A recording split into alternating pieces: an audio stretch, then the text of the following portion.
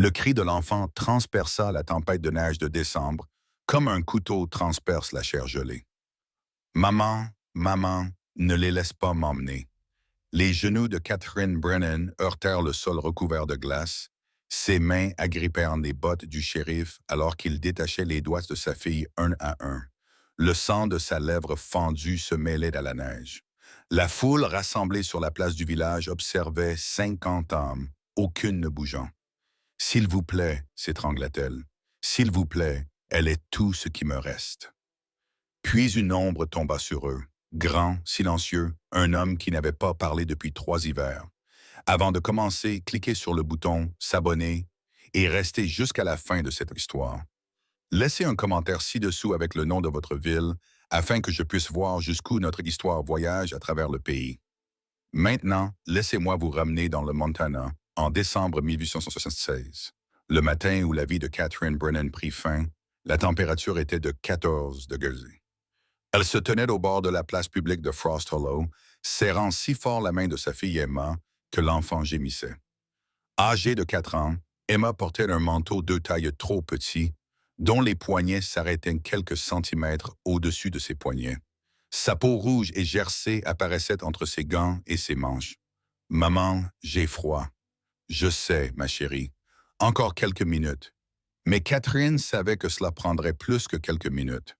Le shérif Dalton leur avait envoyé un message 3 jours auparavant, leur demandant de se présenter sur la place samedi midi, sinon ils viendraient à leur cabane et emmèneraient Emma de force. « Règlement de dette », disait la note. Plus de prolongation. La place était bondée malgré le froid. C'était samedi, jour de marché. Les marchands vendaient des fourrures, de la viande fumée, du whisky et des cruches en argile. De la vapeur s'échappait des naseaux des chevaux. Quelque part, un violon jouait une mélodie discordante et joyeuse, comme si le monde n'était pas en train de s'écrouler. La voilà. La voix couvrait le bruit. Le shérif Dalton émergea de la foule, grand de 1,93 m, son badge brillant sur son manteau en peau nue. Derrière lui marchait Marcus Webb, banquier et propriétaire foncier, l'homme qui possédait la moitié de Frost Hollow et détenait les hypothèques sur l'autre moitié. Le visage de Webb était doux et choyé. Ses gants étaient en cuir de chevreau. Ses bottes n'avaient jamais vu un jour de travail. Madame Brennan. Il ne souleva pas son chapeau. Juste à temps, Catherine se redressa. « Monsieur Webb, je suis venu discuter des conditions. » « Des conditions? » Le rire de Webb était aussi froid que le vent. « Vous avez 4 mois de retard dans le paiement de votre loyer. Vous me devez 63 $. Vous n'avez aucun moyen de payer. Il n'y a pas de conditions.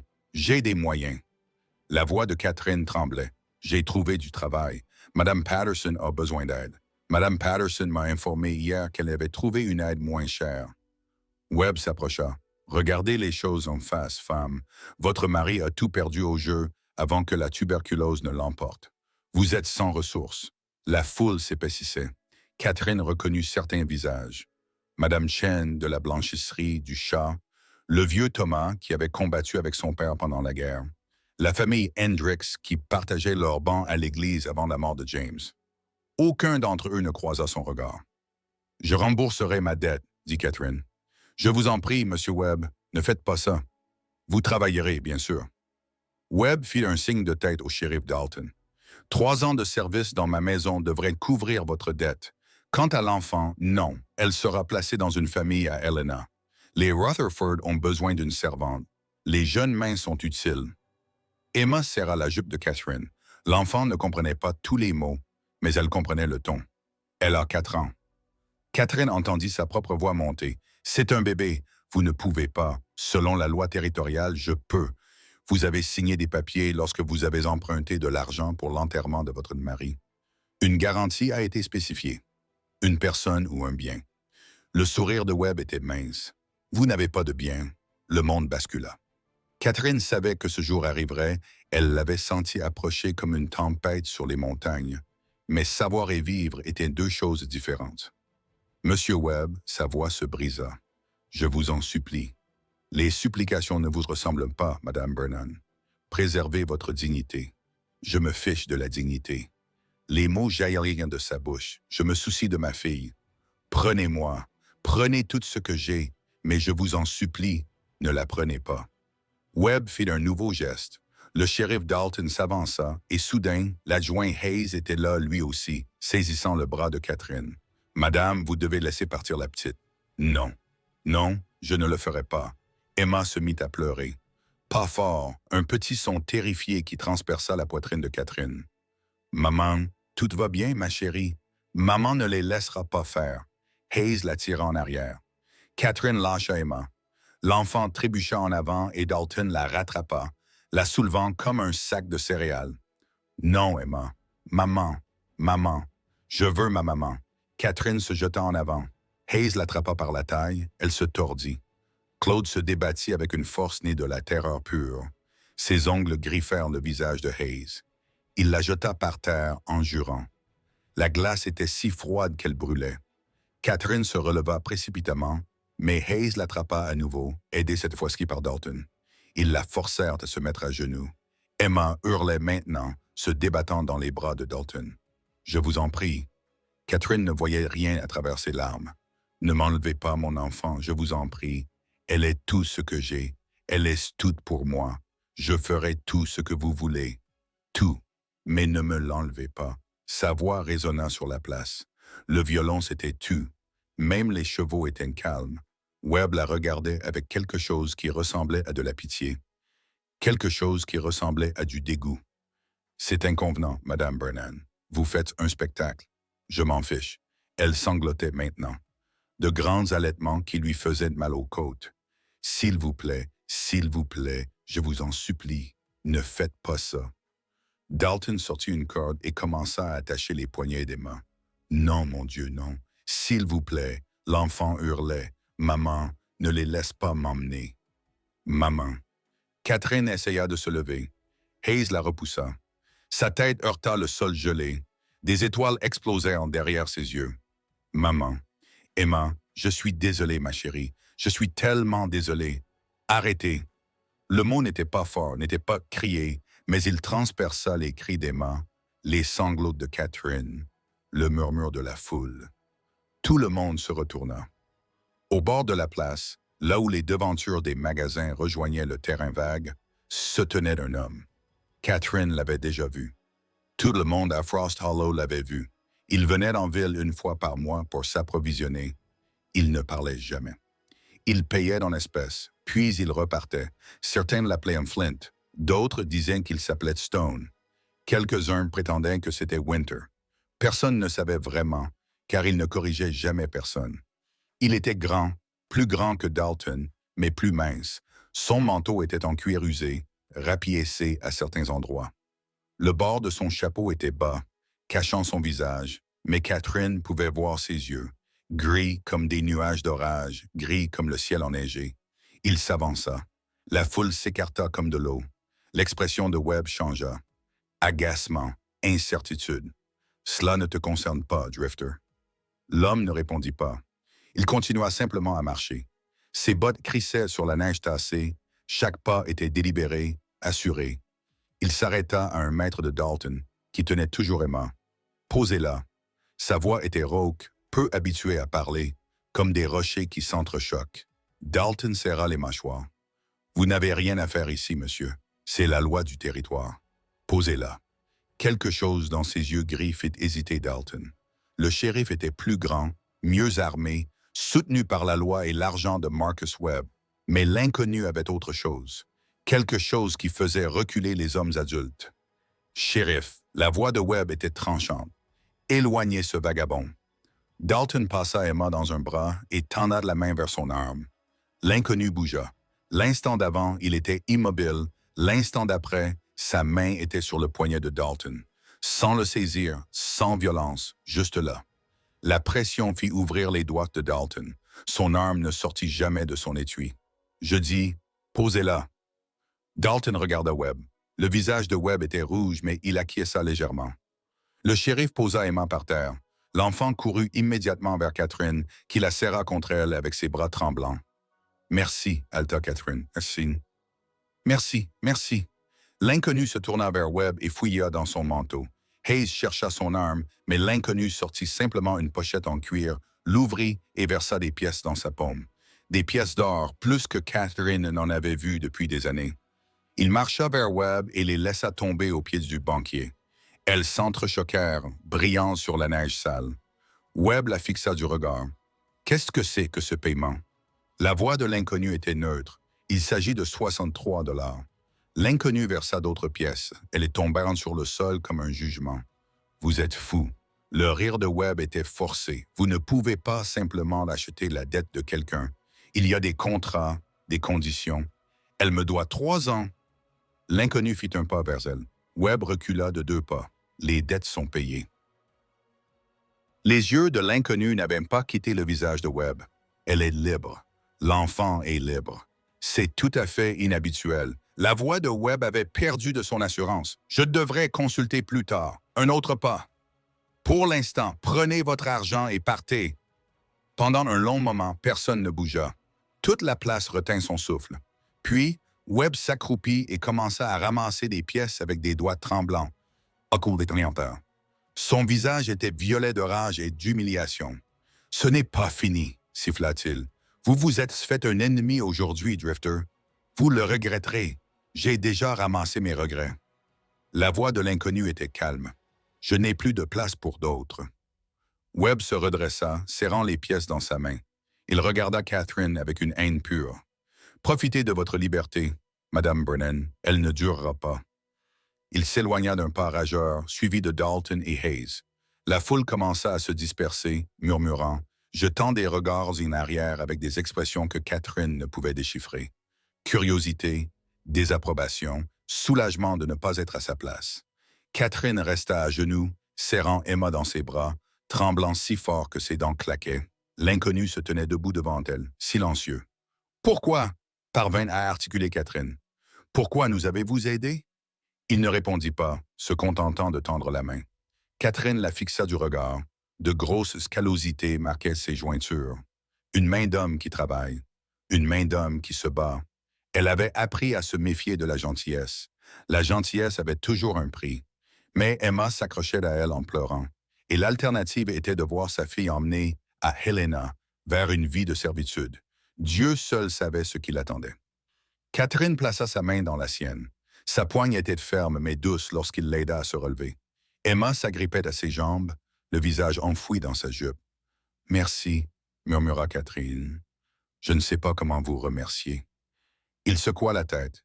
Il se baissa et ramassa quelque chose dans la neige. La poupée d'Emma, une poupée de chiffon que Catherine avait cousue à partir de morceaux de tissu.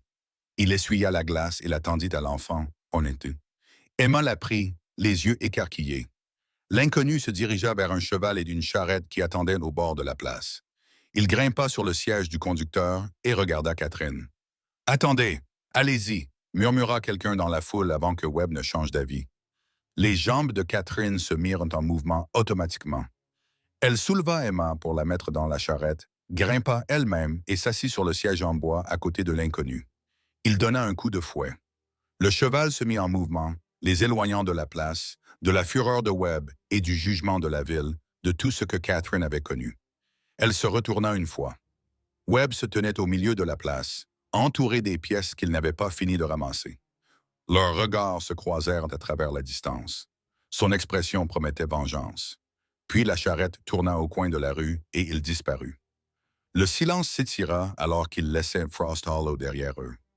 Les seuls bruits étaient le grincement des roues, la respiration régulière des chevaux, le vent dans les arbres dénudés. Emma s'était endormie en pleurant contre la poitrine de Catherine. Catherine la serra dans ses bras et tenta de donner un sens à ce qui venait de se passer. « Je n'ai pas d'argent, » dit-elle finalement. Ces mots lui semblaient nécessaires. « Je ne pourrai jamais vous rembourser ce que vous avez payé pour moi. » L'inconnu ne répondit pas. « Je peux travailler. Je suis forte. Je sais cuisiner et faire le ménage. »« Oh, mais si vous vous attendez à... Si vous pensez... » Elle ne put finir, incapable d'exprimer ce que les derniers mots de Webb avaient laissé entendre, ce que les rires de la foule avaient suggéré, ce qu'elle avait vu dans les yeux de trop d'hommes au cours des 18 derniers mois. Une veuve seule était vulnérable. Une veuve avec un enfant était désespérée. Le désespoir rendait les femmes disposées à accepter des arrangements qu'elles n'auraient jamais envisagés autrement. L'inconnu lui jeta un bref regard, puis parla d'une voix si douce qu'elle faillit ne pas l'entendre. Je m'attends à ce que vous soyez en sécurité. 3 mots, c'était tout. Mais quelque chose dans la poitrine de Catherine se détendit légèrement. Et après cela, elle insista. Que se passera-t-il une fois que nous serons en sécurité? Il resta silencieux si longtemps qu'elle crut qu'il ne répondrait pas. Finalement, je ne sais pas encore. Ce n'était pas rassurant. Cela aurait dû la terrifier. Au lieu de cela, étrangement, cela lui donna le premier véritable espoir qu'elle avait ressenti depuis la mort de James. Parce que je ne sais pas encore n'était pas un plan. Ce n'était pas un stratagème. Ce n'était pas un homme qui avait déjà décidé de sa valeur et de ce qu'il pouvait prendre. C'était juste une incertitude honnête, et d'une certaine manière, c'était mieux que n'importe quelle promesse. Ils voyagèrent pendant 4 heures. Le paysage autour d'eux se transforma. Les plaines plates laissèrent place à des collines, puis à un terrain plus escarpé. Les pins remplacèrent les peupliers dénudés. La neige était plus épaisse ici, intacte. Le froid était glacial. Catherine serra Emma plus fort contre elle, mais son propre manteau était fin. Elle frissonna, les dents claquant. L'inconnu le remarqua. Sans un mot, il ôta son manteau et le lui tendit. « Vous allez geler, » protesta Catherine. Il se contenta de la regarder, attendant. Elle prit le manteau. Il était chaud, imprégné de l'odeur de son corps, du cuir, de la fumée de bois et d'autres choses. Quelque chose de propre. « Merci, » murmura-t-elle. Il hocha une fois la tête. Alors que le soleil touchait les montagnes à l'ouest, le chariot franchit une crête. Une vallée s'ouvrait sous leurs yeux, protégée par des collines sur 3 côtés, avec un ruisseau gelé qui la traversait en son centre. Et là, petite mais solide, se dressait une cabane. Pas une cabane comme celle dans laquelle Catherine avait vécu, une vraie cabane. Des rondins craquaient contre la fumée hivernale qui s'élevait d'une cheminée en pierre. Une grange qui avait connu des jours meilleurs mais qui tenait toujours debout. Un corral avec des poteaux de clôture inclinés. « C'est à vous? » demanda Catherine. L'inconnu guida le chariot en bas de la pente. « Oui, en un mot. » Mais son ton avait quelque chose. De la fierté, peut-être de la possession. Il s'arrêta devant la cabane, descendit et tendit les mains à Emma. Catherine lui passa sa fille avec précaution. L'enfant remua mais ne se réveilla pas. L'inconnu la tint avec une douceur surprenante, aidant Catherine à descendre. À l'intérieur, il porta Emma vers la porte. Le feu était éteint, mais la pièce était encore chaude. La cabane était simple, mais propre.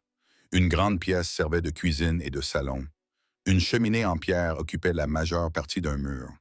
2 portes menaient à ce que Catherine supposait être des chambres. Les meubles étaient faits à la main. Une table avec 4 chaises, un canapé usé, un fauteuil à bascule près du feu.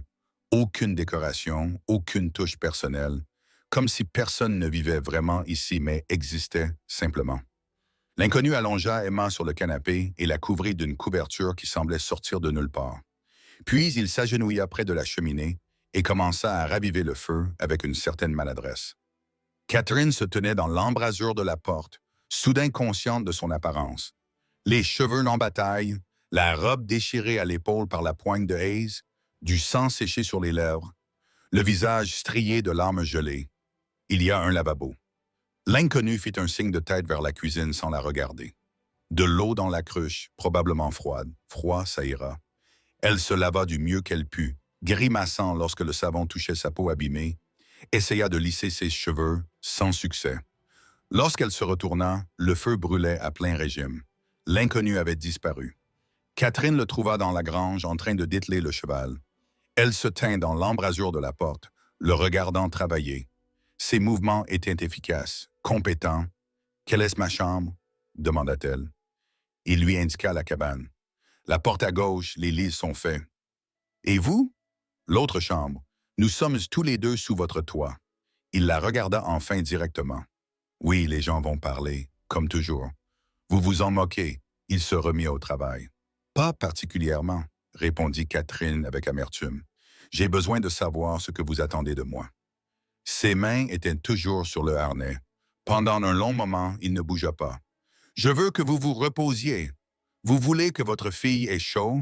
Vous voulez dîner et ne pas penser à Marcus Webb pendant une nuit? » Il marqua une pause. « Ça vous convient? » Cela aurait dû lui convenir. Mais Catherine avait appris à ses dépens que les hommes voulaient rarement seulement ce qu'ils disaient. « Et demain? » insista-t-elle. Demain, nous verrons demain. Ce n'est pas une réponse. C'est la seule que j'ai. Il se tourna enfin vers elle. Ses yeux gris étaient fixes, honnêtes d'une manière qui lui serra la gorge. Je n'ai pas de plan, Madame Brennan. Je vous ai vu à genoux dans la neige. Je les ai vus emmener votre enfant. Je ne pouvais pas m'en aller. C'est tout. Pourquoi pas? La question resta en suspens entre eux. Il serra la mâchoire. J'avais une fille qui avait à peu près l'âge d'Emma. Catherine retint son souffle. Elle a eu la fièvre. Elle a emporté sa maman aussi, il y a 3 hivers. Je suis désolé. Il haussa les épaules comme si désolé était un mot qu'il avait entendu trop souvent pour qu'il ait encore un sens. Le fait est que je ne pouvais pas laisser cela se reproduire. Pas alors que je pouvais l'empêcher. Donc c'est de la charité. Il releva brusquement la tête. Une lueur féroce passa dans ses yeux. Non. Alors quoi? Il cherchait ses mots. Catherine voyait qu'il les cherchait, qu'il les saisissait. Peut-être simplement des gens qui aident d'autres gens. Peut-être que cela suffit pour l'instant. Cela aurait dû être terrifiant, cette chose indéfinie. Mais debout dans la grange avec cet inconnu silencieux qui avait donné de l'or pour des gens qu'il ne connaissait pas, Catherine ressentit quelque chose qu'elle n'avait pas ressenti depuis 18 mois. La sécurité. Je gagnerai ma vie, dit-elle fermement. Je travaillerai, je cuisinerai, je nettoierai, je ferai tout ce qu'il faut, et quand j'aurai remboursé ce que vous avez payé, je ne vous ai pas acheté. Sa voix était dure. J'ai acheté votre liberté. C'est différent. Alors je vous suis redevable. Vous n'avez aucune dette. Il le dit comme un ordre. Tu veux m'aider ici? Très bien, mais tu ne me dois rien. Emma et toi êtes libres de partir quand vous voulez. Les portes ne sont pas verrouillées. La ville est à 4 heures au sud. Tu veux y aller? Vas-y. Catherine le fixa du regard. Elle chercha le mensonge, le piège, la contrepartie. Elle ne trouva que des yeux gris imperturbables, des mains balafrées et une vérité dont elle n'était pas encore sûre de pouvoir se fier. Je n'ai nulle part où aller, admit-elle doucement. Alors restez, mais restez parce que vous le voulez, pas parce que vous pensez que vous le devez. Il se retourna vers le cheval, clairement las de la conversation. Catherine resta là un moment, puis retourna à la cabane. À l'intérieur, Emma dormait toujours. Le feu crépitait. La pièce se réchauffait. À travers la fenêtre, Catherine pouvait voir l'inconnu travailler dans la grange, sa silhouette sombre se détachant sur la neige. Elle ne connaissait pas son vrai nom.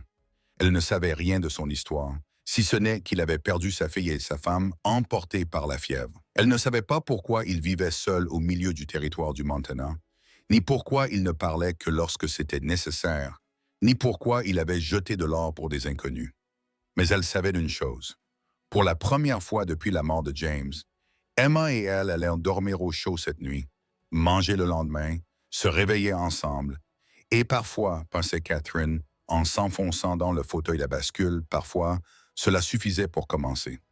Dehors, la neige commençait à tomber, de gros flocons doux qui recouvraient tout, les traces de charrettes, les empreintes de pas, les preuves de leur arrivée. Au matin, on aurait dit qu'ils avaient toujours été là, comme si c'était leur maison. Elle ferma les yeux et se laissa imaginer, juste un instant, que cela pouvait être vrai. Catherine se réveilla avec l'odeur du café et le bruit du bois que l'on coupait. Pendant un instant, elle ne se souvint pas où elle était. Le plafond n'était pas le même, avec ses rondins rugueux à la place des planches tachées par l'eau. Le lit était trop mou. L'air sentait le pain au lieu de la moisissure et du désespoir. Puis tout lui revint en mémoire. La toile carrée, les cris d'Emma, les yeux gris de l'inconnu. Elle s'assit rapidement, le cœur battant. Emma, ici, maman. Catherine se précipita hors du lit, toujours vêtue de la robe de la veille, et se précipita dans la pièce principale. Emma était assise à table, enveloppée dans une couverture, tenant une tasse en étain contenant quelque chose de fumant. L'inconnu se tenait près du poêle, leur tournant le dos, en train de cuisiner quelque chose qui sentait le porc salé et la semoule de maïs. « Tu lui as donné du café. » La voix de Catherine fut plus aiguë qu'elle ne l'aurait voulu. « Du lait. » Il ne se retourna pas. « Je l'ai réchauffé. » Elle avait froid. Emma prit une gorgée. Elle fit une grimace. « Ça a un goût bizarre. »« Du lait de chèvre, » dit l'inconnu. « J'ai 2 chèvres dans la grange. La vache est morte le mois dernier. Je ne l'ai pas encore remplacée. » Catherine s'approcha d'Emma. Elle passa ses mains sur le visage de sa fille, ses bras cherchant des blessures qu'elle savait inexistantes. L'enfant le toléra avec la patience de quelqu'un habitué au toucher anxieux de sa mère. « Je vais bien, maman. Je sais, ma chérie. J'ai juste besoin de m'en assurer. » L'inconnu posa une assiette sur la table. Du sel frit, du porc, de la semoule de maïs, de la bouillie, quelque chose qui aurait pu être des pommes en conserve. Plus de nourriture que Catherine et Emma n'en avaient vu depuis des semaines. « Mangez, dit-il. Nous ne pouvons pas vous prendre votre nourriture. » Son ton ne laissait aucune place à la discussion.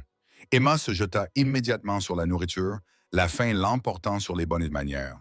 Catherine mangea plus lentement, observant l'inconnu du coin de l'œil. À la lumière du jour, elle pouvait mieux le voir. La trentaine avancée peut-être, des cheveux foncés qui avaient besoin d'être coupés. Une cicatrice allait de sa tempe gauche à sa mâchoire. Vieille, bien cicatrisée, du genre causé par une lame. Ses mains étaient également couvertes de cicatrices. Des mains de travailleurs, des mains de combattants. « Comment dois-je vous appeler ?» demanda Catherine. Il nettoyait le couteau qu'il portait toujours dans son dos. « La plupart m'appellent Flint. C'est votre nom? »« C'est celui que j'utilise. Quel est votre vrai nom? » Il resta silencieux pendant un long moment. Puis il répondit, « Nathaniel Cross. Cela fait longtemps que personne ne l'a utilisé. Pourquoi? » Flint, dur, froid. Il fait des étincelles quand il le faut. Il jeta un coup d'œil par-dessus son épaule. Ça me semblait approprié. Emma balança ses jambes sous la table, mâchant pensivement. « Je préfère Nathaniel. Flint, ça fait méchant. » Quelque chose passa sur son visage, presque un sourire. « Ta maman ne serait peut-être pas d'accord après m'avoir mieux connu. »« On va rester longtemps ici ?» demanda Emma avec la franchise des enfants. « Où allons-nous repartir ?» Catherine serra sa fourchette. C'était bien là la question, n'est-ce pas? Nathaniel posa la poêle et se tourna vers eux. « Cela dépend de ta maman. Vous pouvez rester aussi longtemps que vous le souhaitez ou partir quand vous le voulez. Dans tous les cas, vous êtes en sécurité ici. Et si M. Webb vient, demanda Emma d'une petite voix. Et s'il essaie de m'enlever à nouveau? Il n'osera pas. La voix de Nathaniel était neutre, assurée. S'il s'approche de toi, il le regrettera. Comment le sais-tu? Demanda Catherine. Webb possède la moitié de Frost Hollow. Il a le shérif dans sa poche. Qu'est-ce qui l'empêchera de venir ici avec une douzaine d'hommes et d'emmener Emma quand même? De nous emmener tous les deux. Nathaniel se dirigea vers la fenêtre et regarda la vallée recouverte de neige. La distance l'en empêche, l'hiver l'en empêche, et le fait qu'ici c'est moi qui représente la loi.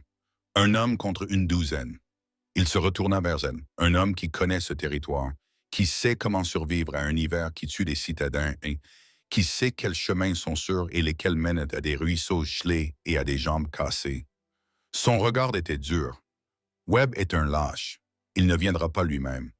Et les hommes qui l'enverraient ne sont pas assez stupides pour faire 4 heures de cheval dans les montagnes en décembre pour venger quelqu'un d'autre. Tu présumes qu'il est rationnel. Je suppose qu'il est prévisible. Les hommes comme Webb ne risquent pas leur confort pour se venger. Ils trouvent une des cibles plus faciles. Catherine voulait le croire, mais 18 mois de pauvreté et de peur lui avaient appris que l'espoir était un luxe qu'elle ne pouvait pas se permettre. Et au printemps, quand la neige fondra et qu'il sera plus facile de se déplacer, nous nous occuperons du printemps. Nathaniel se dirigea vers la porte et prit son manteau. Pour l'instant, j'ai du bétail à m'occuper. Finissez de manger, puis reposez-vous. Vous avez tous les deux l'air de ne pas avoir dormi correctement depuis des mois. Attendez, Catherine se leva. Je pensais ce que j'ai dit. Je vais travailler. Je ne vais pas rester ici à accepter la charité. Je n'ai pas besoin d'aide aujourd'hui. Alors demain ou après-demain. Mais je ne suis pas une invitée, Monsieur Cross. Vous êtes une femme qui a failli perdre son enfant hier. Sa voix était calme mais ferme. Reposez-vous aujourd'hui. Demain, nous verrons pour le reste. Il partit avant qu'elle n'ait pu protester. Catherine se rassit, frustrée. Emma avait fini de manger et dessinait des motifs dans la bouillie restante dans son assiette. « Maman, c'est ici notre maison maintenant? »« Je ne sais pas, ma chérie. J'aime bien cet endroit. Il fait chaud et Monsieur Nathaniel a les yeux gentils. » Catherine regarda sa fille, cette petite personne qui avait connu trop de difficultés, qui aurait dû jouer à la poupée au lieu d'apprendre à reconnaître la gentillesse parce qu'elle est rare. C'est vrai, n'est-ce pas? Par la fenêtre, Elle regarda Nathaniel travailler dans la grange. Ses mouvements étaient efficaces, économiques, sans gaspillage. Pourquoi ne vas-tu pas explorer un peu?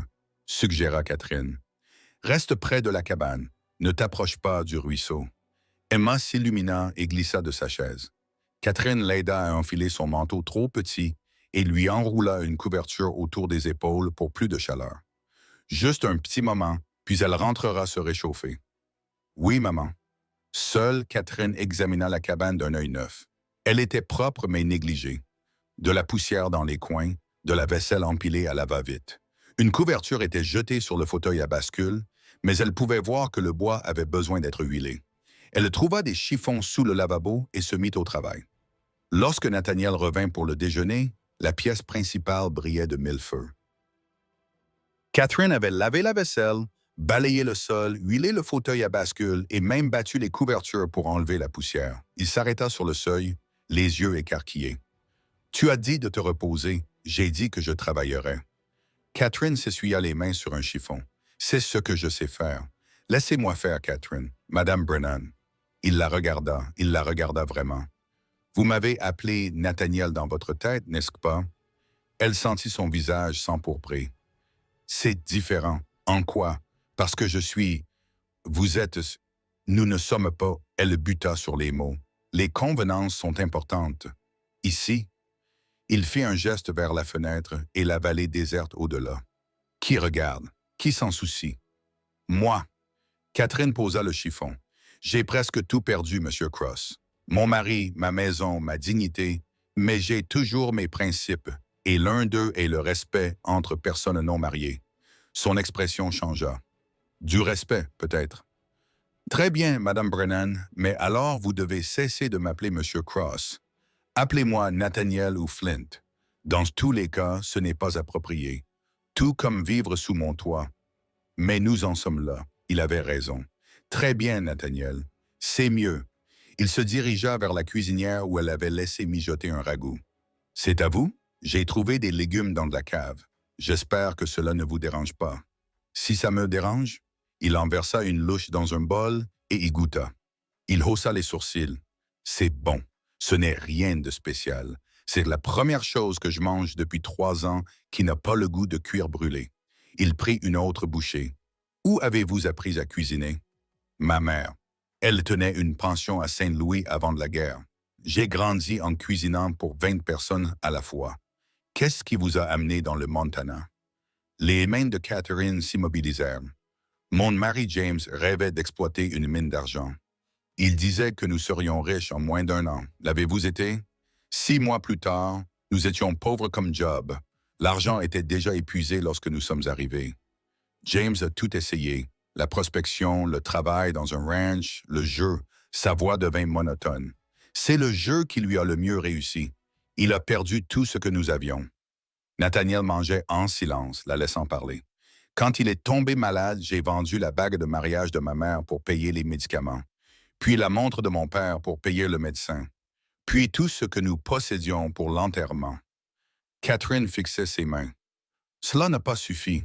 Webb était propriétaire de la pension où nous louions une chambre. Il a dit que je pouvais rembourser la dette en travaillant ou qu'il prendrait Emma en paiement. J'ai choisi le travail, mais la dette continuait de croître.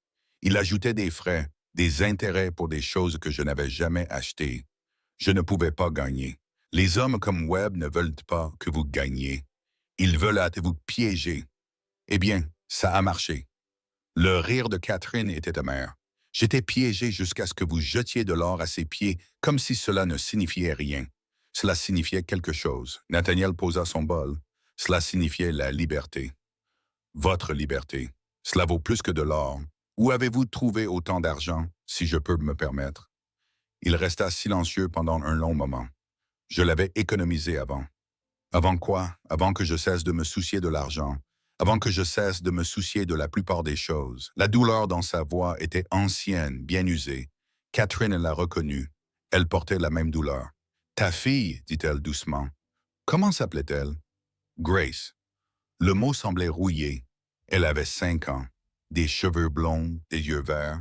Elle riait pour un rien. « Et ta femme, Hannah, nous nous sommes rencontrés à Denver. Elle était enseignante. » la femme la plus intelligente que j'ai jamais connue. Il fixait le mur, voyant quelque chose que Catherine ne voyait pas. La fièvre est arrivée pendant l'hiver 73. Elle a emporté la moitié de la vallée. Elle les a emportés tous les deux en une semaine. Je suis désolé, vous n'arrêtez pas de le dire parce que je le pense vraiment. Je sais ce que c'est que de perdre quelqu'un, de se réveiller et d'oublier pendant un instant, puis de se souvenir et de ressentir à nouveau toute la douleur. Nathaniel la regarda vraiment. Depuis combien de temps votre mari est-il parti? 18 mois. Mais j'avais commencé à le perdre bien avant sa mort. Le jeu, l'alcool, la colère quand il perdait. À la fin, j'étais soulagé. La voix de Catherine se réduisit à un murmure. Est-ce que cela fait de moi une personne horrible? Cela fait de vous une personne humaine. La porte s'ouvrit brusquement. Emma entra en titubant, les joues rouges à cause du froid, les yeux brillants. Maman, il y a une cascade gelée près du ruisseau. Je peux m'approcher? Absolument pas. Mais c'est beau et dangereux. Les choses gelées se cassent, Emma. Tu le sais bien. Le visage de l'enfant s'assombrit. Nathaniel se leva. Je l'emmène. Montre-lui quelle glace est sûre. Tu n'es pas obligé. Je sais. Je veux le faire. Il regarda Emma. Mets brun ton manteau et les mitaines que ta maman t'a faites. Emma s'empressa d'obéir. Catherine les regarda partir. La grande silhouette de Nathaniel et la petite Emma disparaissaient dans la neige. Elle avait été seule avec Emma pendant si longtemps, juste elle et deux contre le monde entier.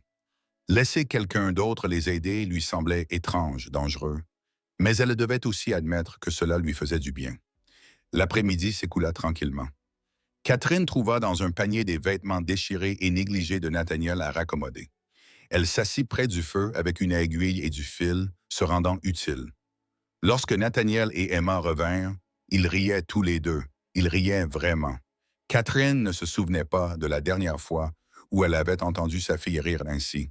« Monsieur Nathaniel m'a montré des traces d'animaux, » annonça Emma. « Des cerfs, des lapins et quelque chose qu'il a appelé une martre des pins. »« Vraiment? » Et il a dit, « Demain, s'il ne neige pas, nous pourrons poser des pièges. Il m'apprendra comment faire. » Catherine croisa le regard de Nathaniel par-dessus la tête d'Emma. Il haussa légèrement les épaules, presque comme pour s'excuser. « Si vous êtes d'accord, je... »« Oui, bien sûr. » Cette nuit-là, après qu'Emma se soit endormie, Catherine trouva Nathaniel sur le porche malgré le froid. Il regardait les étoiles, son souffle formant de la vapeur. « Vous allez geler, dit-elle. J'ai l'habitude. » Catherine serra son châle autour d'elle. « Pourquoi faites-vous vraiment cela? Et ne dites pas que vous ne savez pas. Personne ne donne autant d'or sans raison. » Il resta silencieux si longtemps qu'elle crut qu'il ne répondrait pas. Après la mort d'Hannah et de Grace, j'ai arrêté de vivre. Je continuais à respirer. Je continuais à travailler. Mais je n'étais pas vivant. Je ne faisais qu'exister. Il se tourna vers elle. Aujourd'hui, quand Emma a ri, j'ai ressenti quelque chose, pour la première fois en 3 ans. Je ne savais même plus que je pouvais ressentir quelque chose. Alors, qu'est-ce que nous sommes? Votre rédemption. Peut-être, ou peut-être que vous êtes simplement des personnes qui avaient besoin d'aide et que j'étais là. La raison a-t-elle de l'importance? Catherine y réfléchit. Je suppose que non. Vous comptez rester? La question resta en suspens entre eux. Je ne sais pas encore. Emma semble heureuse ici, plus heureuse que je ne l'ai vue depuis la mort de James. Mais je ne sais pas. Vous ne savez pas si nous pouvons vous faire confiance à long terme. C'est juste, et j'ai besoin de savoir si nous restons. Que se passera-t-il quand le printemps arrivera? Que se passera-t-il quand Emma grandira? Et qu'elle commencera à poser des questions sur pourquoi nous vivons avec un homme qui n'est pas son père. Nous verrons bien le moment venu. Ce n'est pas un plan. Non, admit Nathaniel. Ce n'est pas un plan, mais c'est honnête. Catherine observa son visage à la lumière des étoiles, la cicatrice, les rides, les yeux qui avaient vu trop de pertes. 1 mois, dit-elle, nous resterons 1 mois. Si ça marche, nous parlerons d'une prolongation. 1 mois, il acquiesça, c'est juste. Ils restèrent debout dans un silence confortable, regardant les étoiles tourner au-dessus de leur tête. Nathaniel. Oui, merci pour aujourd'hui, pour le rire d'Emma, pour tout. Il acquiesça une fois, puis rentra, la laissant seule avec les étoiles, le froid et l'étrange et fragile espoir qui commençait à fleurir dans sa poitrine. Les jours s'écoulèrent dans un rythme régulier. Nathaniel se levait d'avant l'aube pour s'occuper du bétail. Catherine préparait le petit déjeuner. Emma aidait comme elle pouvait, transportant du bois et nourrissant les poules que Nathaniel gardait près de la grange. À la fin de la première semaine, Emma l'appelait Monsieur Nathaniel sans qu'on le lui demande. À la fin de la deuxième, elle avait raccourci son nom à Nathaniel, ignorant les faibles protestations de Catherine concernant les convenances. « Ça ne le dérange pas, maman. » Il le dit. Et c'était vrai. Au contraire, Nathaniel semblait s'adoucir face au bavardage d'Emma. Il lui apprenait à reconnaître les traces des animaux, à prédire le temps qu'il ferait en observant le ciel, à siffler entre ses doigts. Catherine les observait ensemble et sentait son cœur se serrer. C'était ainsi qu'un père devait être, patient, gentil, présent. James avait aimé Emma à sa manière, mais son amour était distrait, conditionné par son humeur, sa chance aux cartes, son niveau de sobriété. L'attention de Nathaniel était totale. Quand Emma parlait, il écoutait. Quand elle posait des questions, il répondait. Quand elle tombait dans la neige, il la relevait sans se plaindre. « Tu es doué avec elle, » dit Catherine un soir pendant qu'Emma dormait. Nathaniel sculptait quelque chose à la lueur du feu. « Elle est facile à vivre. Tous les hommes ne pensent pas ainsi. Certains trouvent que les enfants fatigants. Certains hommes sont des imbéciles. » Catherine sourit. « Voulais-tu plus d'enfants? Je veux dire, avant. » « Oui. » Son couteau s'immobilisa. Anna et moi avions parlé d'en avoir 4 ou 5, de remplir la maison de bruit. Il se remit à sculpter. Cela ne s'est jamais produit. « Je suis désolé. Arrête de t'excuser pour des choses qui ne sont pas de ta faute.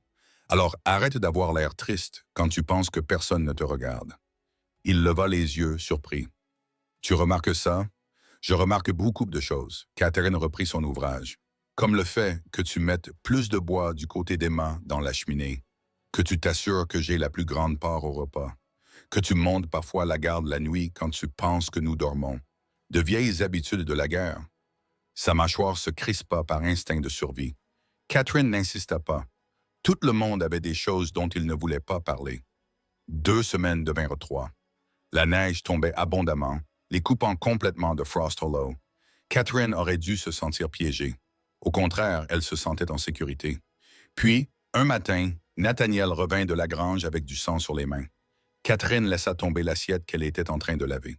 Que s'est-il passé? La chèvre? Quelque chose l'a attaquée pendant la nuit. Un puma, peut-être? Ou des loups? Elle est morte? Sa voix était monocorde. L'autre était effrayée. Elle pourrait la perdre aussi si elle ne se calmait pas. Emma leva les yeux de son petit déjeuner, les yeux écarquillés. La brune, celle que j'ai appelée Clémentine. Le visage de Nathaniel s'adoucit. Non, ma chérie, la blanche. Clémentine va bien, elle a juste peur. Je peux la voir? Pour m'assurer qu'elle va bien. Après le petit déjeuner, laisse-la d'abord se calmer. Mais Emma avait déjà glissé de sa chaise et courait vers la porte. Emma, attends. Trop tard. L'enfant était déjà sorti et se dirigeait vers la grange en chemise de nuit. Nathaniel jura entre ses dents, attrapa son manteau et la suivit. Catherine courut après eux. Dans la grange, Emma avait grimpé dans l'enclos de Clémentine et enlacé le cou de la chèvre de ses petits bras. L'animal tremblait, les yeux exorbités.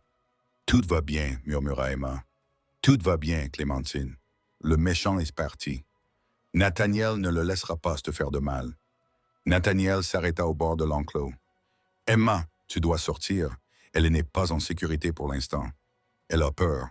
Je sais, mais les animaux effrayés mordent. Sors de là. » Pas avant qu'elle se soit calmée. Catherine s'avança, mais Nathaniel la retint par le bras.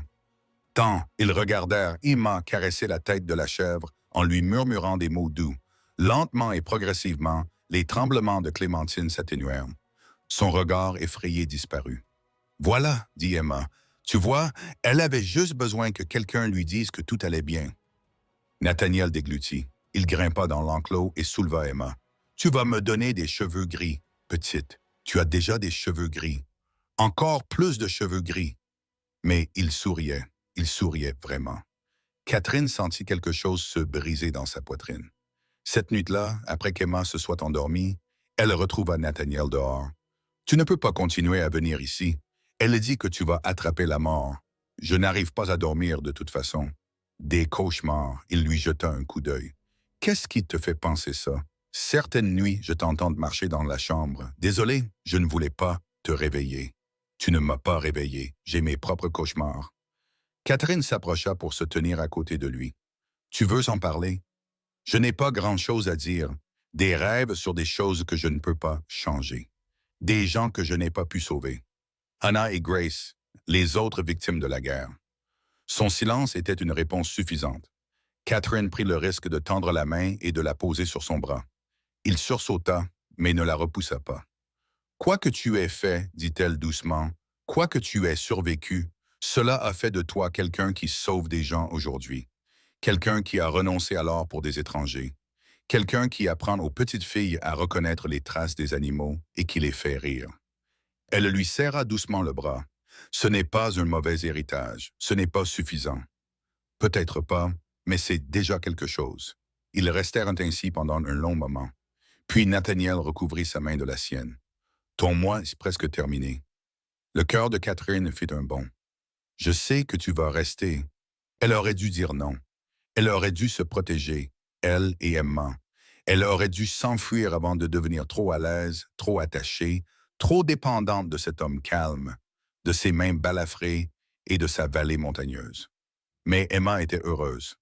Catherine dormait toute la nuit pour la première fois depuis 18 mois. Et Nathaniel la faisait se sentir en sécurité. Oui, murmura-t-elle. Nous restons. Sa main se resserra sur la sienne. Bien, un seul mot. Mais le poids de ce mot s'installa sur ses épaules comme une promesse. Ils restèrent debout ensemble sous les étoiles froides, et Catherine se laissa imaginer quelque chose qu'elle avait cru impossible. Un avenir, un foyer, une vie. Peut-être pensait-elle que l'espoir n'était pas un luxe après tout. Peut-être était-ce une nécessité. La neige continuait de tomber, recouvrant leurs traces, effaçant le passé, rendant tout nouveau. Et dans la cabane chaleureuse, Emma dormait paisiblement, rêvant de chèvres et d'étoiles, et de l'homme qui avait redonné le sourire à sa mère. 3 semaines devinrent un mois. Un mois devint 6 semaines, puis, par un matin glacial de février, le bruit des sabots brisa leur tranquillité. Catherine était en train de pétrir du pain lorsqu'elle les entendit, ses mains s'immobilisèrent. Par la fenêtre, elle vit 6 cavaliers approcher, menés par un homme sur un cheval gris. Marcus Webb, Nathaniel. Sa voix était calme malgré la terreur qui envahissait ses veines. « Nous avons de la visite. » Il apparut de la chambre, l'arme déjà à la main. « Emmène Emma dans la cave. Verrouille la porte de l'intérieur. »« Ne sors pas avant que je te le dise, Nathaniel. » Maintenant, Catherine, elle courut. « Quoi? » La cave sentait la terre et les vieilles pommes de terre. Catherine serra Emma contre sa poitrine, une main sur la bouche de sa fille, l'autre agrippant un couteau rouillé qu'elle avait pris dans la cuisine. Au-dessus d'eux, des bottes frappaient le porche. De lourdes bottes, nombreuses. Cross. La voix de Webb résonna à travers le plancher. « Je sais que vous êtes là. Sortez et discutons comme des gens civilisés. » Le cœur de Catherine battait si fort qu'elle craignait qu'il ne brise ses côtes. Emma avait les yeux écarquillés de terreur, mais elle restait silencieuse. Brave fille, intelligente. La voix de Nathaniel suivit, étouffée, mais claire. « Il n'y a rien à discuter, Webb. Faites demi-tour et rentrez chez vous. »« Je ne peux pas. Vous voyez, vous m'avez volé quelque chose. Je suis venu récupérer mon dû. Je t'ai payé en totalité. Tu as pris l'argent. L'argent couvrait la dette. Pas l'insulte. Les bottes de Webb craquaient. Il traversait le porche. Tu m'as humilié devant toute la ville. Tu m'as fait passer pour un faible. Ce n'est pas quelque chose qu'un homme peut pardonner. Alors règle ça avec moi. Règle ça avec moi. Laisse les femmes en dehors de ça. » Webb rit. Les femmes sont justement le problème. Madame Brennan a signé un contrat légal et contraignant. Elle me doit 3 ans de service. Les contrats sont nuls. Les dettes sont payées. Qui dit ça? Encore des craquements. J'ai amené le shérif Dalton avec moi. Il dit que le contrat est valable. Il dit que j'ai tout à fait le droit de prendre ce qui m'appartient. Catherine serra le couteau plus fort. Elle mourrait plutôt que de les laisser emmener Emma. Elle tuerait s'il le fallait. « Madame Brennan n'est pas ici, » dit Nathaniel. « N'insultez pas mon intelligence. Ces strass sont partout ici. Du pain frais sur la table. La touche féminine est omniprésente. La voix de Webb se durcit. Faites-la sortir, elle et l'enfant. Facilitez les choses. Non. Non. Webb semblait sincèrement surpris. Vous êtes prête à mourir pour une femme que vous connaissez à peine, pour un enfant qui n'est pas le vôtre.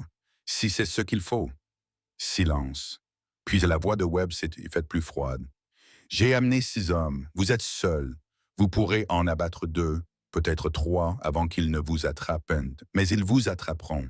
Et ensuite, qui protégera la veuve et son gamin? Catherine sentit Emma commencer à trembler.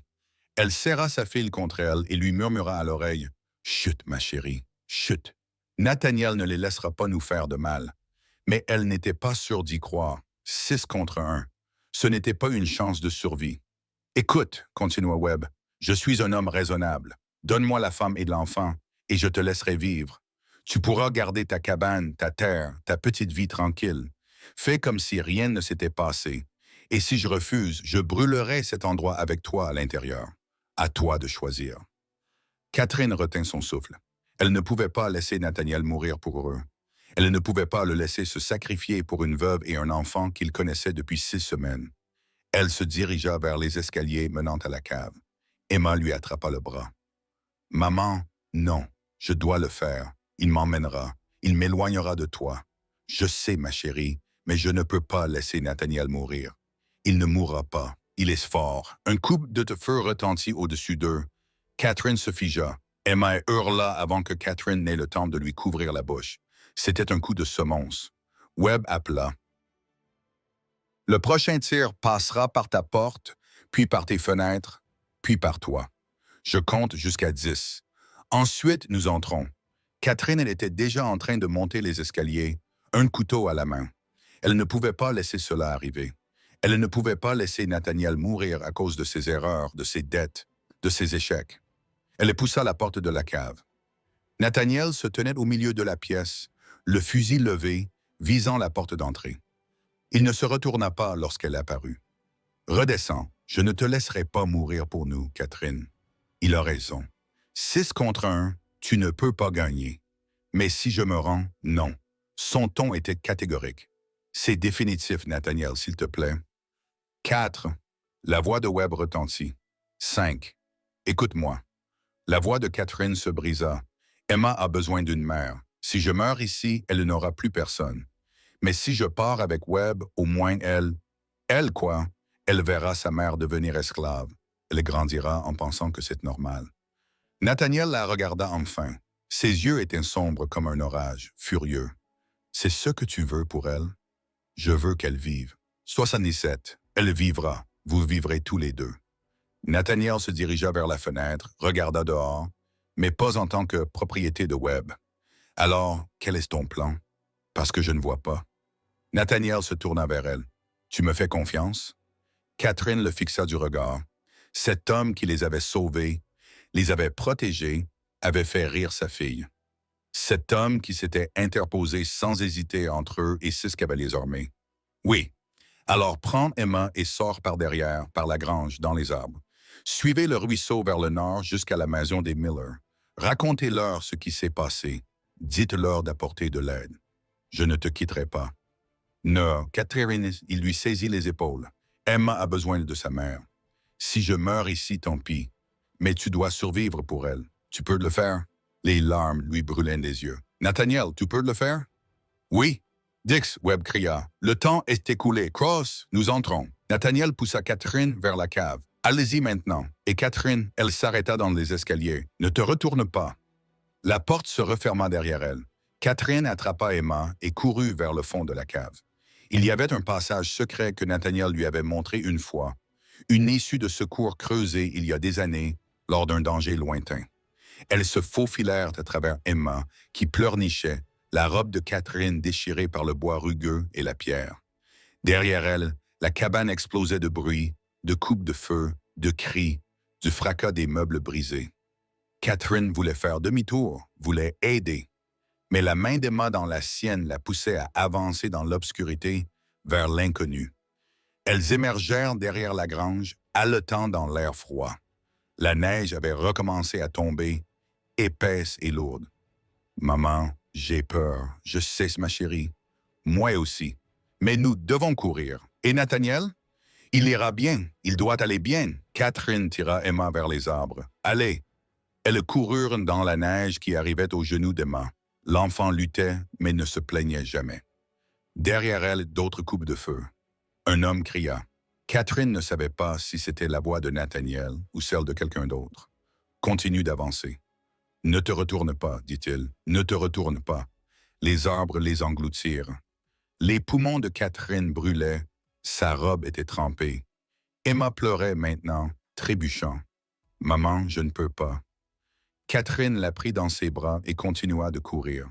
Le ruisseau était quelque part devant elle.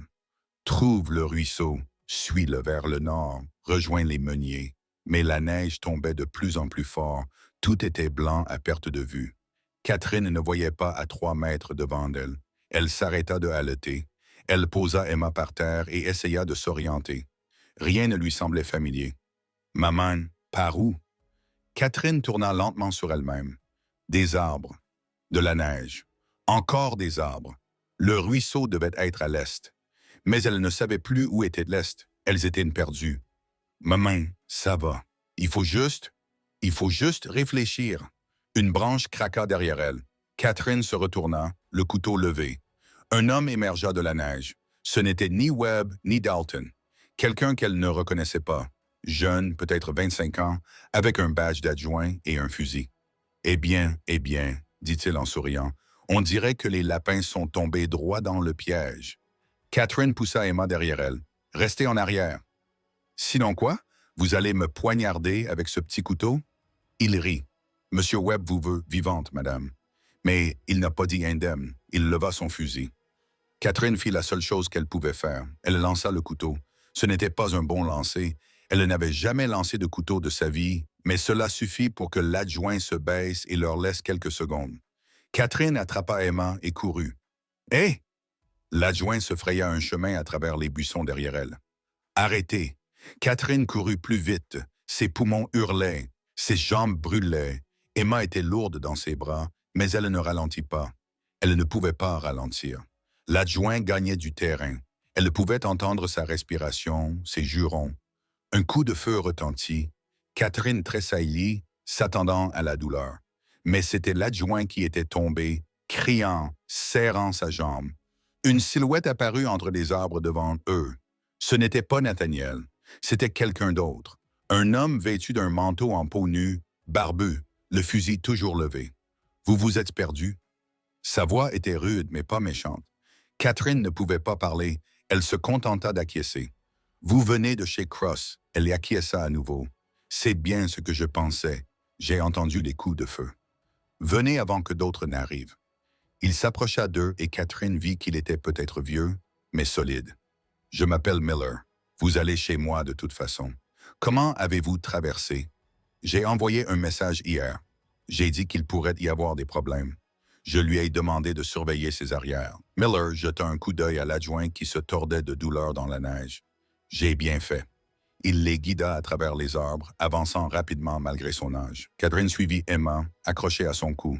« Nathaniel est-il? » « Je ne sais pas encore. Mais Cross est un homme difficile à tuer. Je le connais depuis 5 ans. Je l'ai vu survivre à des choses qui auraient terrassé la plupart des hommes. » Miller se fraya un chemin à travers un fourré. « Ayez confiance, madame. » Ils arrivèrent dans une clairière. Une cabane plus grande que celle de Nathaniel se dressait là, de la fumée s'élevant de la cheminée. Une femme apparut à la porte, aux cheveux blonds et robustes. Thomas quoi? « Ô Seigneur, faites-les entrer rapidement. » Madame Miller les fit entrer au chaud.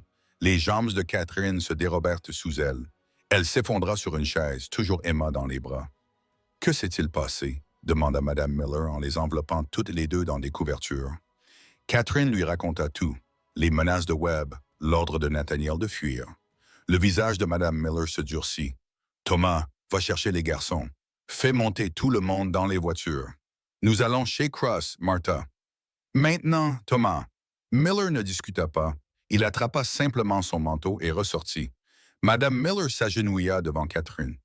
« Combien d'hommes Webb a-t-il amené? 6, peut-être 7. Et Cross est seul. Catherine acquiesça, les larmes coulant enfin. Je l'ai laissé là-bas pour mourir. Tu as fait ce qu'il t'a dit de faire. Tu as protégé ton enfant. Madame Miller lui serra la main. C'est ce qu'il voulait. C'est pour ça qu'il est resté. Mais 6 contre 1. Cross était éclaireur dans la cavalerie pendant la guerre. Il a survécu à des choses auxquelles la plupart des hommes n'auraient pas survécu. Si quelqu'un peut tenir tête à ces hommes, c'est bien lui. Et s'il n'y arrive pas, l'expression de Madame Miller était sombre. Alors nous ferons payer Webb. L'heure qui suivit fut la plus longue de la vie de Catherine. Emma s'endormit d'épuisement, blottie dans les bras de Catherine. Madame Miller a fait du café, a réchauffé Catherine, l'a empêchée de penser à tout ce qui lui traversait l'esprit. Nathaniel est espanté, c'est à cause de toi qu'il est mort. Emma va perdre une autre figure paternelle à cause de toi. Arrête, a dit Madame Miller d'un ton ferme. Arrêtez quoi? Je peux lire sur ton visage ce que tu penses. Ce n'est pas ta faute. C'est moi qui ai amené ça chez lui. C'est Webb qui a amené ça. Webb, avec sa cupidité et sa cruauté. Vous n'êtes qu'une femme qui essaie de survivre. Et Cross, il a choisi d'aider. Personne ne l'a forcé. Mais pourquoi? Pourquoi risquerait-il tout pour des étrangers? Madame Miller versa du café et mit la tasse dans les mains de Catherine. Parce que c'est un homme bon et que les hommes bons font de bonnes actions, même quand cela leur coûte cher. Dehors, des chevaux approchaient. Beaucoup de chevaux. Le cœur de Catherine bondit. Elle se leva et secoua Emma pour la réveiller. La porte s'ouvrit. Des hommes armés et couverts de neige entrèrent en une masse. Miller était avec eux, et d'autres que Catherine reconnut comme étant des habitants de la ville. Des fermiers, des éleveurs, même le forgeron. « Nous sommes 15, annonça Miller, et d'autres arrivent. »« Quand partons-nous » demanda quelqu'un. « Dès que la porte s'ouvrira à nouveau. » Catherine retint son souffle. Nathaniel se tenait dans l'embrasure de la porte. Son visage était maculé de sang. Son manteau était déchiré. Il boitait fortement, mais il était vivant. Il était vivant. Catherine ne se souvenait pas avoir bougé. L'instant d'avant, elle se tenait près du feu. L'instant d'après, elle traversait la pièce pour se jeter dans ses bras. Il trébucha, mais se rattrapa. « Catherine, tu es vivante. Oh mon Dieu, tu es vivant. » Il leva lentement les bras, avec précaution, comme s'il avait oublié comment serrer quelqu'un dans ses bras. « Je vais bien, tu saignes. Ce n'est pas mon sang, en grande partie. » Catherine s'écarta, le regarda attentivement. Il avait une coupure au-dessus de l'œil et une autre sur la joue. Ses mains étaient écorchées, mais il était debout et respirait. « Webb, demanda-t-elle. Il est parti pour l'instant. Nous avons perdu un homme. Les autres l'ont emmené et se sont enfuis. Nathaniel serra les mâchoires, mais ils reviendront. Webb n'abandonne pas facilement. Alors nous ferons en sorte qu'il n'en ait pas l'occasion. » Miller dit, « Nous allons à Frost Hollow. Nous allons tous avoir une conversation avec M. Webb au sujet de ses pratiques commerciales. Thomas, ne discute pas, traverse. Tu t'es battu pour ce qui est juste. Nous sommes avec toi. » Miller regarda autour de lui. Quelqu'un n'est pas d'accord? Silence. Puis le forgeron prit la parole. Webb saigne cette ville à blanc depuis des années. Il est temps que quelqu'un lui rappelle qu'il n'est pas Dieu. Amen. Quelqu'un d'autre dit. Nathaniel regarda Catherine. Ça va empirer avant de s'améliorer. Je sais. Tu es sûr de vouloir rester? Toi et Emma pourriez aller à Helena. Recommencer à zéro. Je te donnerai de l'argent. Non. La voix de Catherine était ferme. Nous restons. Nous nous battons. Quoi qu'il arrive, nous l'affronterons ensemble. Quelque chose dans l'expression de Nathaniel changea, s'adoucit. Ensemble. Maman. Emma s'était réveillée et se frottait les yeux. Nathaniel est de retour. Je suis de retour, ma chérie. Emma se précipita des bras de Catherine vers ceux de Nathaniel. Il la rattrapa et la serra contre lui malgré ses blessures. Tu as battu les méchants? Certains d'entre eux. Ils reviendront. Peut-être. Alors on les battra à nouveau, n'est-ce pas? Nathaniel rit d'un rire rauque. Oui. Catherine les regardait, le cœur trop plein pour trouver des mots. Cet homme bon, marqué par les cicatrices, silencieux, qui avait tout risqué pour eux. Madame Miller apparut à ses côtés. Ce n'est pas un homme qui fait de la charité, ma chère. C'est un homme qui a trouvé quelque chose qui vaut la peine de se battre. Catherine le savait, peut-être depuis des semaines. Mais l'admettre signifiait reconnaître tout ce qu'elle perdrait s'il lui arrivait quelque chose. Tout ce qu'Emma perdrait. Je ne peux pas. Je ne suis pas prête. Personne ne te demande d'être prête. Ne fuis pas, simplement. Madame Miller lui serra le bras. Les hommes bien sont rares. Quand tu en trouves un, accroche-toi. Les hommes s'organisaient, vérifiaient leurs armes, élaboraient des plans. À l'aube, ils affronteraient Webb en ville, où ils ne pourraient pas se cacher derrière des mercenaires et des menaces. Nathaniel rendit Emma à Catherine. Tu resteras ici avec Madame Miller. Elle a un fusil et sait s'en servir. Tu vas en ville, je n'ai pas le choix. Tout cela prendra fin demain d'une manière ou d'une autre. Nathaniel, il prit son visage entre ses mains rugueuses. Ce geste était si inattendu, si tendre, que Catherine resta sans voix. J'ai besoin que tu me promettes quelque chose. Quoi? Si ça tourne mal, si je ne reviens pas, prends Emma et pars. Ne reste pas dans le Montana. Ne donne pas à Webb une autre chance de s'en prendre à toi. Promets-moi que tu ne le feras pas. Promets-le-moi, Catherine. Elle scruta ses yeux et y vit la peur qu'il essayait de cacher, la certitude que demain pourrait être son dernier jour. Je te le promets. Il acquiesça. Puis, avant qu'elle n'ait le temps de comprendre ce qui se passait, il se pencha et l'embrassa sur le front. Un baiser bref, doux, une bénédiction. Merci pour ces 6 dernières semaines, pour m'avoir fait me sentir à nouveau chez moi ici, pour m'avoir laissé rester. Il s'arrêta. Juste merci. Il se détourna avant qu'elle n'ait pu répondre. Catherine resta figée, la main pressée contre son front, là où ses lèvres l'avaient touché. Madame Miller poussa un soupir entendu. « Tu penses toujours que tu n'es pas prête? » Catherine ne pouvait pas répondre, car la vérité était terrifiante. Elle l'aimait. Elle aimait cet homme calme et brisé qui les avait sauvés, les avait protégés et avait appris à sa fille à rire à nouveau. Et demain, il pourrait mourir. Cette nuit-là, Catherine ne parvint pas à dormir. Elle était allongée dans la chambre d'amis de Madame Miller. Emma blottit contre elle, écoutant les hommes dehors se préparer au combat. Elle repensa aux mains de Nathaniel sur son visage, à sa voix qui disait « Merci », comme si c'était elle qui lui avait donné quelque chose de précieux, et non l'inverse. Elle repensa aux 6 semaines de paix, au café du matin et aux histoires racontées à la lueur du feu, au rire d'Emma et au quasi-sourire de Nathaniel, au sentiment, pour la première fois depuis la mort de James, qu'elle n'était plus seule. Et elle repensa à Marcus Webb, qui détruirait tout cela par orgueil, par cupidité et parce qu'il croyait pouvoir le faire. Non. Catherine se redressa. Emma remua mais ne se réveilla pas.